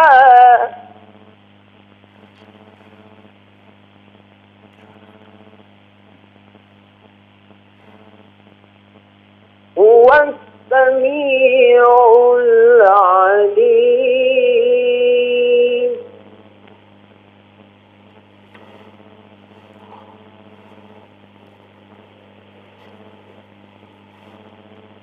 ألا إن لله من في السماوات ومن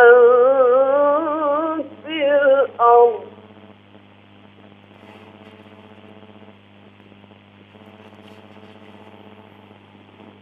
وما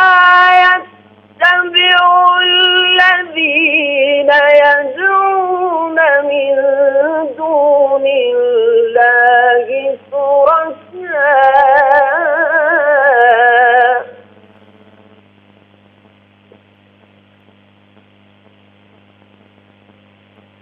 إن يتبعون إلا الظن وإن هم إلا يخرصون صدق الله العظيم. صدق الله العظيم. سپاس بۆ برای ئازیزمان کاکە مزەفەر حەوێز لە هەولێر دەنگت هەر خۆش بێ کاکە مزەفەریان. ئەچینە لای برای بەڕێزمان ئەمجارە کاک دکتۆر محمود بۆی بزانین تێبینیەکانی لەسەر خوێندەکەی کاک مزەفەر لە ڕووی وەقفی ابتیداوە چۆنە. دەستخۆشی لێکن لە کاک مزەفەر دەمت خۆش بێ بەڕاستی سەوتێکی خۆش و ئەدائێکی جوان بۆ ئاەتەکانی قورئان هەم لە ڕووی تەجویدەوە چەندەوە بواری من نییە هەم لە ڕوانگەی دەنگخۆشیەوە هەستی پێکرێ بەڕاستی قورئان خوێنی بەتوانایانی دیارە بەڵام یەک دوو تێبینیم لەسەر و برا بەڕێزەمان هەبوو کە ڕەنگە هەندێکیان دووبارە بن بەڵام پێویستەکە ئاماژەی پێ بکەین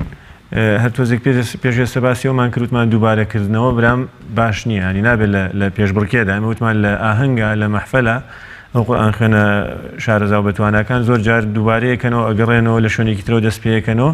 ئەمە شتێکی ئاساییە بەڵام لە کاتی اختیباردا ئەمانە هەمووی حسابی بۆ کرێت دووبارەکردنەوە مقطعی لهم البشرى في الحياة الدنيا وفي الآخرة دووباری کردەوە کە هیچ ضرورەتێکی نەبوو والله أعلم. حاڵەتی دووهەم لە ئاەتی 65 داوا لا يحزنك قولهم هەر لە مصحفەکاندا لەوێدا میمێکی لەت هەیە کە ئەو میمە بە معنای واجبە لەو شوێنەدا قورئان خوێن بوەستێ کە دیارە حکمەتیش لە وەستان لەم شوێنەدا والله أعلم ئەوەدا لەم جۆرە شوێنانەدا ئەوەیە کە ئەگەر قورئان خوێن لەو شوێنەدا نەوەستێ ئەو کەسێک کە گوێگرە گوێی لە قورئانە بێ مفهومێکی غەڵەت ئەدرێ بە گوێ وا هەستەکە ئەو ئاەتە مانایەکی تری هەیە ولا يحزنك قولهم ئەمە قسەیەکە دوای إن العزة لله جميعا ئەمە فەرمودەی خوایە نەک قسەی ئەوان بێ بەڵام کە تۆ بەیەکەوە ئیخوێنی تۆ گوێگر وا ئەخاتە بەرگوێی کە ئەنەما وا پیشانێدەی قسەی ئەوانەوەی بڵێن إن العزة لله جميعا لە ڕاستیدا ماناکەشی بۆ شێوازە نییە بۆیە زۆر پێویستە قورئان خوێن ئەگەر وەختێک میمی بینی ینی لازمە بوەستێ کاتێک جیمی بینی یان ئەتوانێ بوەستێ وتوانێت نەوەستێ ئەگەر هەناسی پێ بتوانێت بەردەوام بێ بەڵام دووباری نەکاتەوە ئەگەر قەلای بینێ و علامەتی قاف و لام و یاەکە باشتر وایە بوەستێ وەسەلا ینی باشتر وایە بەردەوام بێ ئەگەر توانای بۆ هەناسی پێ بوو ولا ینی نابێت لەوەیە بوەستێت کەواتە ئەبێم حاڵتانە زەبط کا قورئان خوێن ینی شوێنی وایە پێویستەکە بوەستی شوێنی وایە پێویستەکە نەوەستی خوای گەورە موفقیکە من هەر دوو تێبینیم هەبوو ئینشاءڵڵا بەردەوام بێ و زیاتر خوای گەورە موفقیکە بۆ خوای گەورە پاداشتی خێرتان بداتەوە ئینشاءڵڵا کاک دکتۆر گیان جەنابێت بەڵێ فەرموو. کاک مزەفەر حەوێز لە شاری هەولێر و بەعام بەعموم ئەدائێکی جوانی پێشکەش کرد دەستی خۆش بێ سەوتێکی خۆش لە ئەحکامیشە باش بوو بەعموم ئیلا کۆمەڵە تێبینی بەسیط نەبێ لەوانە هەر بیدایەت کە دەستی پێ کرد ئەلا ئینە ئەولیا لەیان مەدێکمان هەیە نونێکی مشەددمان هەیە زەمنەکانی نەکو پێویست نەبوو ئەلا سێ حەرەکە بوو ئەولیا سێ حەرەکە ئینە یعنی حەقی خۆی پێنەدا کە زەمەنی غونەکەی ئەکمەل ما تەکوونە بەڵێ بەڵام ئەگەر سیرکەین لە ئاەتی 66 ئەلا ئینە للهی سیرەکەی لەیان مەدەکە حەقی خۆی پێدا و غونەی نونەکە حەقی خۆی پێدا. تێبینەیەکی تر ئەوەیە لە هەندێک شوێنە پەلەت ئەکرد پەلەکردن وتمان لە هەموو حرفێک هەموو پیتێک هەموو حرەکەیەک زەمنێکی هەیە بۆ نوتقی بۆ دەربڕینی ئەگەر پەلە بکەیت زەمنەکەی خۆی وەرناگرێت بۆ مانایی کە ئەڵین ئیختیلاس ڕوئەدات ئیختیلاس مستەلەحێکە لە علمی تەجویدا بۆ مانایی یعنی ئەگەر کەسرەیەک بڵێنەمە کەسرەیەکی تەواوە ئەگەر بەشێکی کەسرەکە بخۆیت و بەشێکی نەڵیت پێوتر ئیختیلاس واتە قسووری کردوە لە ئەدای ئەو کەلیمەیە لا خودە و حرەکەیە بنمونا إن العزة لله جميعا سيري كلمة إن العزتك إن العزة عزة نقبلي إن العزة لله جميعا كبرامبر يجوي أجري هسا كان لبيتي زاكا كمشددة بلاك حقي خوي بنادي وكو حرفك مشدد دري نابر ياخد ألا إن لله من في السماوات من في السماوات من في نقبلي من في السماوات هستكي له هندي شوينا بلدك يعني يدعون من دون الله لو مقطعها بها ماشي كلمة شركاء كلا سرية وستي كتاكي همزيكي ساكنة بيت تحقيق مخرج همزكك يتبعون إلا حرف الضاء شونه إلا الظن وإن هم إلا إن هم ليا أقدار با صوتك واهت لا إما كهما كتوزك ساكنك واضح نبو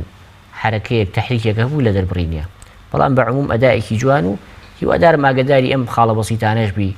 أو صوت أداء خوشة كان خوشة لقال إشياء الأحكام به هلو بك مكري به حد الإمكان دسي خوش به خواهي قرب أداش ختام باتو إن شاء الله براي عزيز من كاكا مظفر حبيز براستي تلاويكي جواني أداء كرد وەکو چۆن ئەڵێ وازحەیەک لە سەوتیا دیار بوو و دەنگی صاف بە صافی ئەهات بۆ لای ئێمە و صافیش بوو بەڵام ئەمە نابێتە هۆی ئەم ملاحەزەی کە پێت دەڵێم نابێتە هۆی ئەوەی کە هەڵەت کردووە بەڵکو بۆ ئەوەیە کە ئەگەر ئەمە جوان بێ ئەمانەوێت جوانتر بخوێنیت یعنی بۆ نمونە ئەگەر کەسێک أم آية أخوانته ألا إن أولياء الله لا خوف عليهم ولا هم يحزنون وكانوا يتقون نفسي حركة نفسي خوندن ونفسي حركة بودو آيات دوباره مكرو خوش نیه جوان ترواية حركية كمان ككردت بدوام لو نچه اما شتێکی تر انتقالەکەت بۆ نەهاوەند زۆر لە جێی خۆیان نەبوو یعنی لە پڕ هاتی بۆ نەهاوەند سێگایەکی خۆشت خوێن بەڵام من چاوەڕێ بووم شتی جوانتر لە سێگا چکە الحەمدوللا دەنگێکی خۆشت هەبوو ویستم یعنی گوێبیستی ئەوە بم کە شتی جوانتر ئەدا بکەی لە سێگا بەڵام ئیتر دیارە هەر ئەوەنە توانی وتەینیکەی خوای گەورە موفقت کە لە سەوتە قەرار و جوابی عالی و لە ڕووی نەغەمیشەوە بەیات و بەیاتی تەوەسوت و ڕەست و سێگا نەهاوند بەڵام شتێکی زۆر جوانە دەدا کرد ئەوەی بوو کە لە يتبعون إلا الظن وإنهم إلا يخرصون بەتێ هەڵکێش بەیات بەتێ هەڵکێش نەهاوند بەتێ هەڵکێش بە بەیات کە کۆتایەکەی بەیات بوو شتێکی زۆر جوانی ئەدا کرد خوای گەورە موفقی کە پێشەوەی بچینە لای برایەکی تری ئازیزمان یەک کتێبینی هەیە و ئەو خوشکە بەڕێزانی کە ناویان نووسیوە لەم پێشبڕکەیە کۆمەڵێک خوشکی بەڕێز ناویان نووسی بوو بۆ ئەم پێشبڕکەیە منیش لێرەوە پیانەڵێم خوشکانی بەڕێز و ئازیز ئەم پێشبڕکەیە تەنها بۆ برایان بوو بۆیە داوای لێبوردنەکەین لە خزمەت ئێوەی بەڕێزدا نەئەکرا بە تێکەڵ بەشدار بن ئینشاءالله لە دەرفەتێکی تردا لە خزمەتتانە ئەبین بە پێشبڕکەیەکی تایبەت بۆ خوشکان و ئافرەتان ئینشاءالله ئەگەر خوای گەورە مەودایدا لە عومردا ئینشاءالله لە خزمەتتانە ئەبین بۆ پێشبڕکەیەکی تر کە تایبەت بە خوشکان ئەبێت ئەچینە خزمەت برای ئازیزمان کاک عەبدوڕەحمان عەلی لە شاری سلێمانی کاک عەبدوڕەحمان گیان ئەسسەلامو عەلەیکم وەڕەحمەت الله وعليكم السلام ورحمة الله وبركاته ئەگەر ئامادەیت کاکە عەبدوڕەحمان سوورەتی الئیسراء ئایەتی 78 بۆ 82 مان بۆ بخوێنە با گوێبیستی جەناب ببین إن شاء الله في الزخوة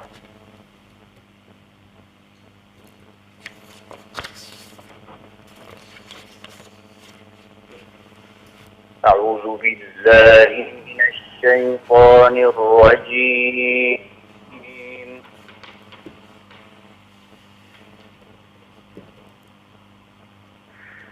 بسم الله الله الرحمن الرحيم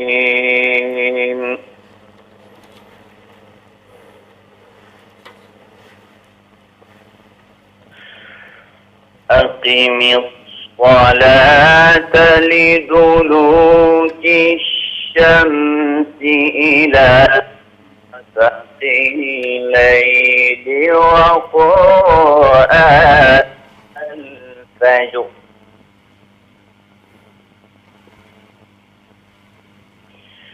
إن قرآن الفجر كان مشهودا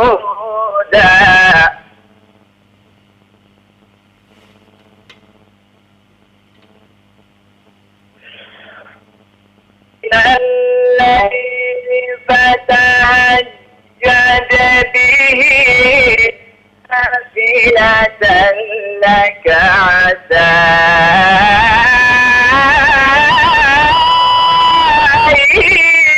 يبعثك ربك مقاما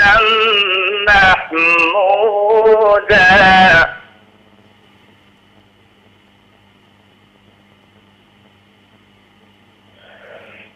وقل رب أدخلني مدخل صدق وأخرجني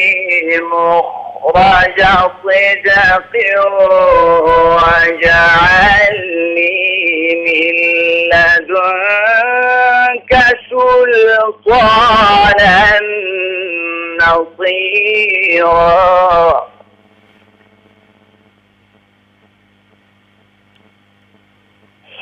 وقل جاء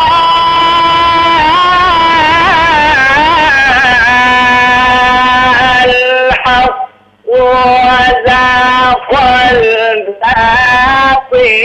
إن الباطل كان زهوقا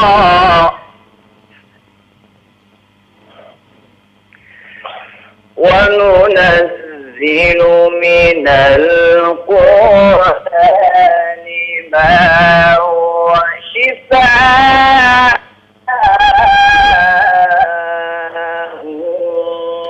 ورحمة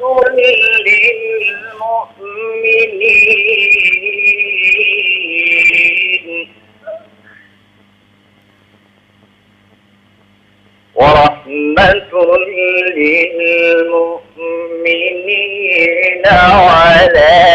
يزيد الظالمين إلا خسارا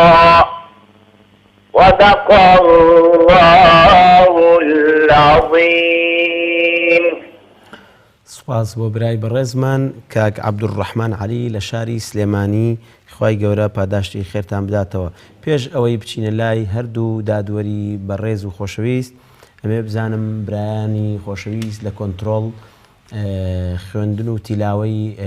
یەکێک لەو قورئان خوێنە بەڕێزانە کامیان ئامادە کردووە با هەمومان پێکەوە بینەر و بیسەری بینی ئینشاء الله. شێخ ئەنوەر شەحات ئینشاء الله. الرحمن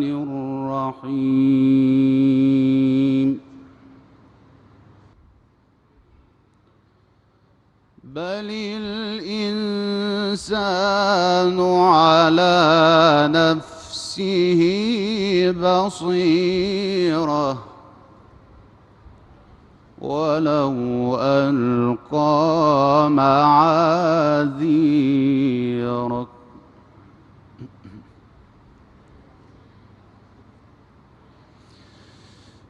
لا تحرك به لسانك لتعجل به إن علينا جمعه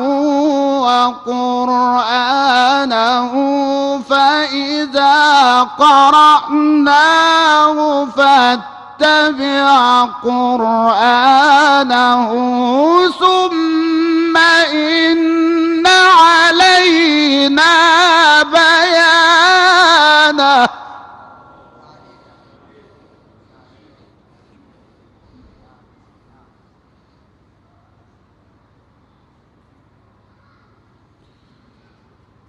لا تحرك به لسانك لتعجل بك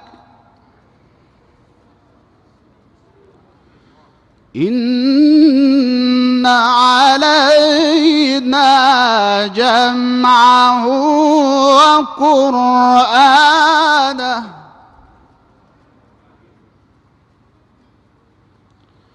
فإذا قرأناه فاتبع قرآنه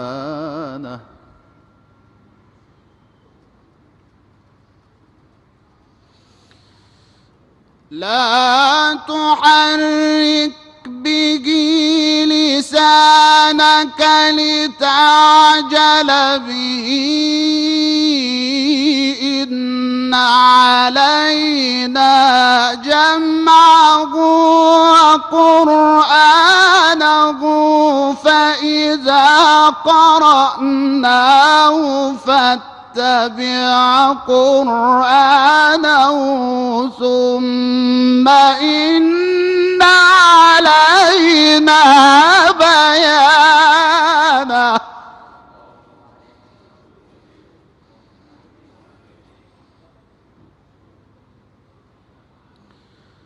كلا بل تحبون العاجلة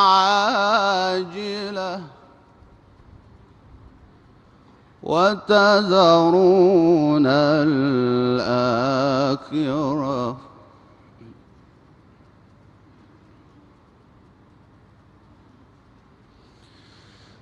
كلا بل تحبون العاجلة وتذرون الآخرة وجوه يومئذ ناظرة إلى ربها ناظرة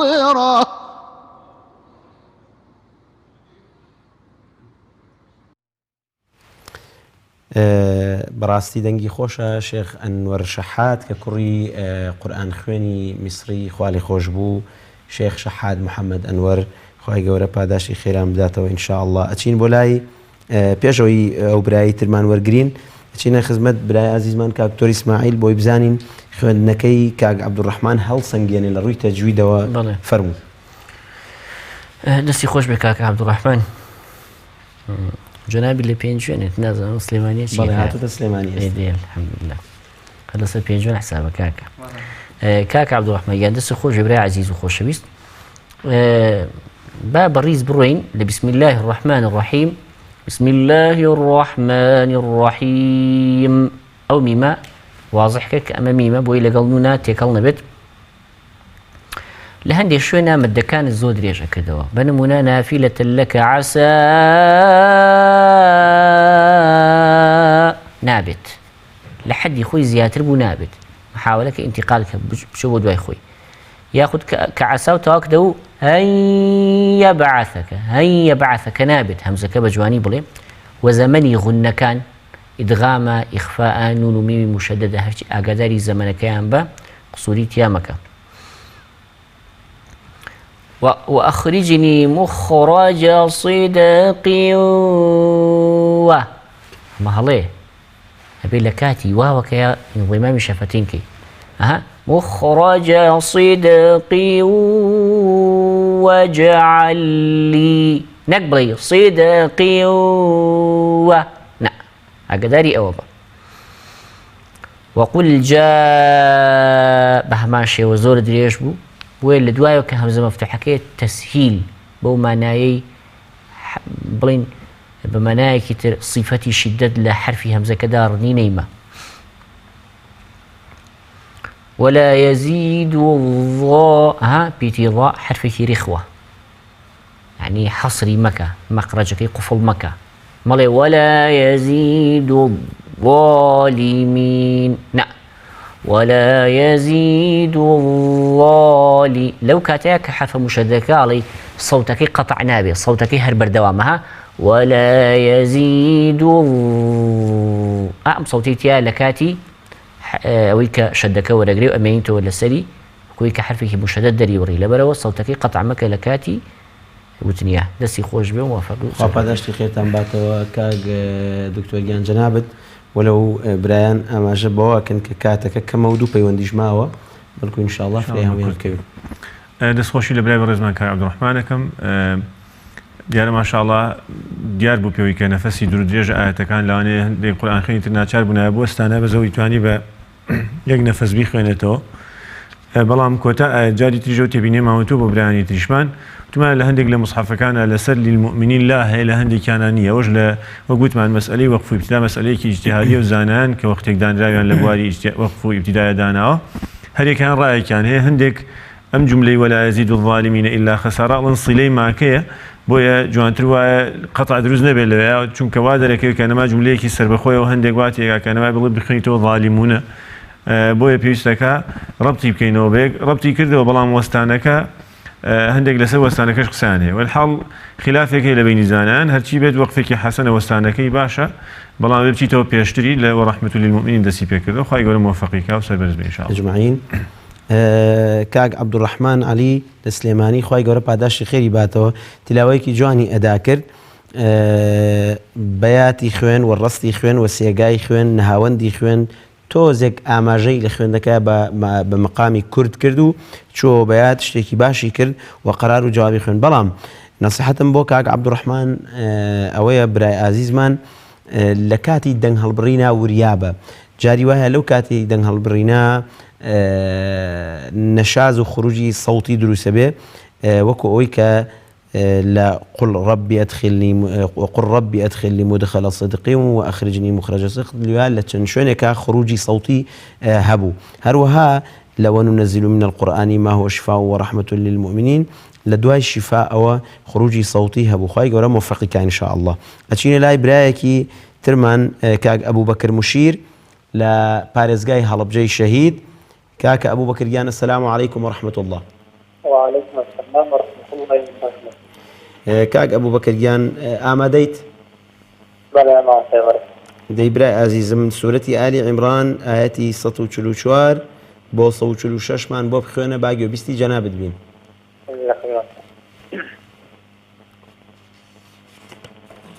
أعوذ بالله من الشيطان الرجيم.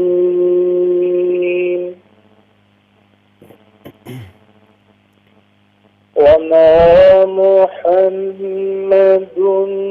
إلا رسول قد خلت من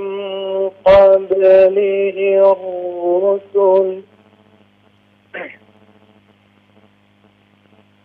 أفإن مات أو قتلا انقلبتم على أعقابكم ومن ينقلب على عقبيه فلن يضر الله شيئا وسيجزي الله الشاكرين. وما كان لنفس أن تموت إلا بإذن الله كتابا مؤجلا ومن يرد ثواب الدنيا نؤته منها ومن يرد ثواب الآخرة ومن يرد ثواب الآخرة نؤتيه منها وسنجزي الشاكرين وكأين من نبي قاتل معه ربيون كثير فما وهنوا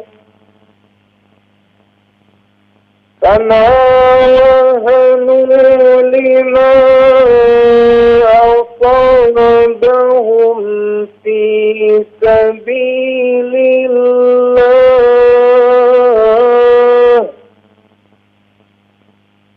وما ضعفوا وما استكانوا والله يحب الصابرين صدق الله العظيم. سواز بۆ برای بەڕێز کاک ئەبوو بەکر موشیر لە هەڵەبجەی شەهید. لە خۆمەوە دەست پێەکەم بۆ ملاحەزاتەکان ئەم جاریان کاک ئەبوو بەکر طبعاً شێوازەکەی تەرتیل بوو یەک تۆز خاوتر بوو یعنی تقریبا لە شێوازی تەرتیل ئەگەر گوێ بگرین لە شێخ مەحموود خەلیل حوسەری ڕەحمەتی خوای لێبێ تقریبا تەرتیلەکەی تۆزێک خاوە یعنی ئەچێتەوە سەر شێوازی خوێندنەکەی نەک لە شێوازی خوێندن بەڵکو بەنیسبەت سورعەت و خاوی سەوتی ئاوایە تۆزێک بەیاتی لە بیدایەتە خوێن ئیتر تقریبا تا کۆتایی چوارگایەکی وەکو بچۆم بڵێن شێواوی خوێن وكأين من نبي قاتل معه ربيون كثير يعني أما تقريبا وكو شوار قادر كبير بلام أو بواضحي نيود للروي الصوتي شوا قرار وجوابي تقريبا جوابك شيء واضح نبو يعني وەک چۆن بڵێن قرارێکی عالی خوێند بۆیە دەنگی لەبار نەبوو خوای گەورە موفقیکە إن شاء الله ئەچینە لای کاک دکتۆر ئیسماعیل. بسم الله الرحمن الرحیم دەستی خۆش بێ کاک ئەبوو بەکر. هەر تێبینیەکان ئەوانەیە کە پێشتر باسمان کردووە بە عموم ئاگاداری حاڵەتەکانی ئەحکامی نونی ساکین و تەنوین بن بەڕاستی و لەگەڵ حکمی نون و میمی مشدد چۆن حکمەکە ڕوئەدات و چەنە ئەمێننەوە و چۆن ئیدغامەکە دروست ئەبێت ئیدغامێکی ناقصە ئیدغامێکی کامیلە تامە و زەمەنی غونەکە چەنێ باسییان ناکەم ئەوانە. كلمي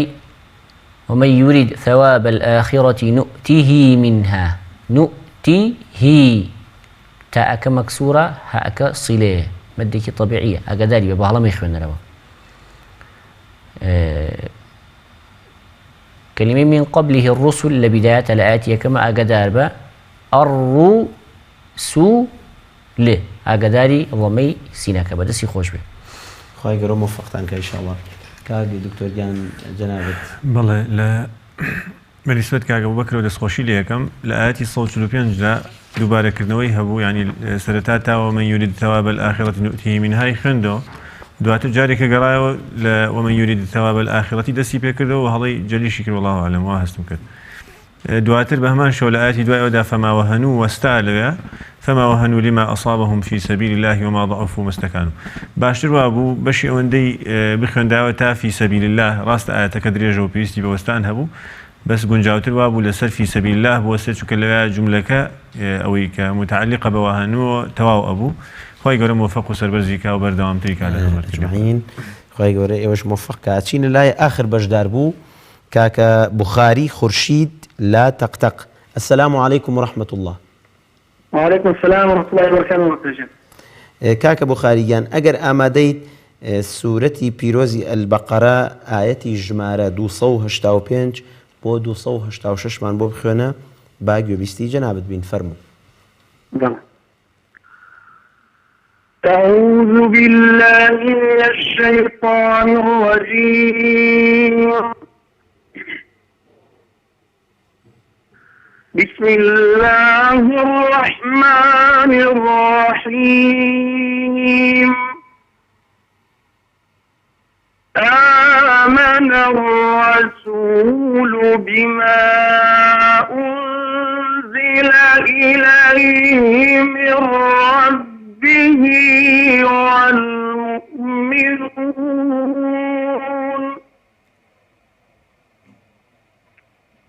كل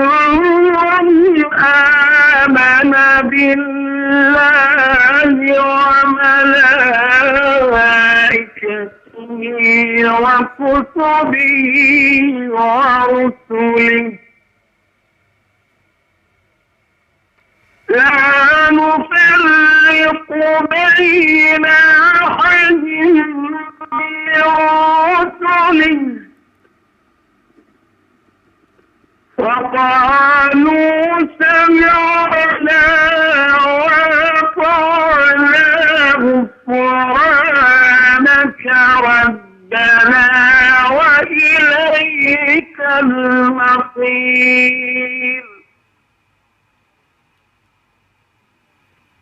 لا يكلف الله نفسا إلا وسعها لها ما كسبت وعليها ما اكتسبت ربنا لا تؤاخذنا إن نسينا أو أخطأنا ربنا ولا تحمل علينا إصرا كما حملته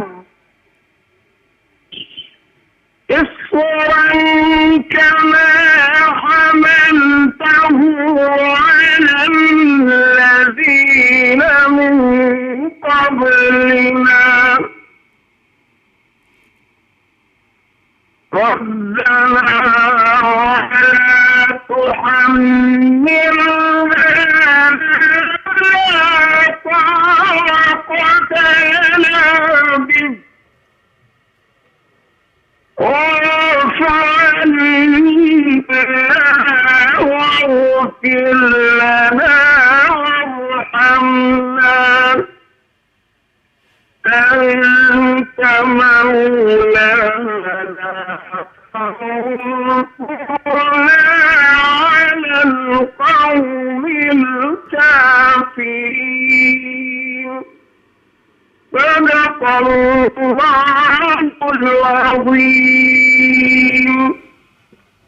زۆر سپاس بۆ برای بەڕێزمان کاکە بوخاری خورشید لە شارچکەی تەقتەق. چینە لای برای بەڕێزمان کاکتۆر محمود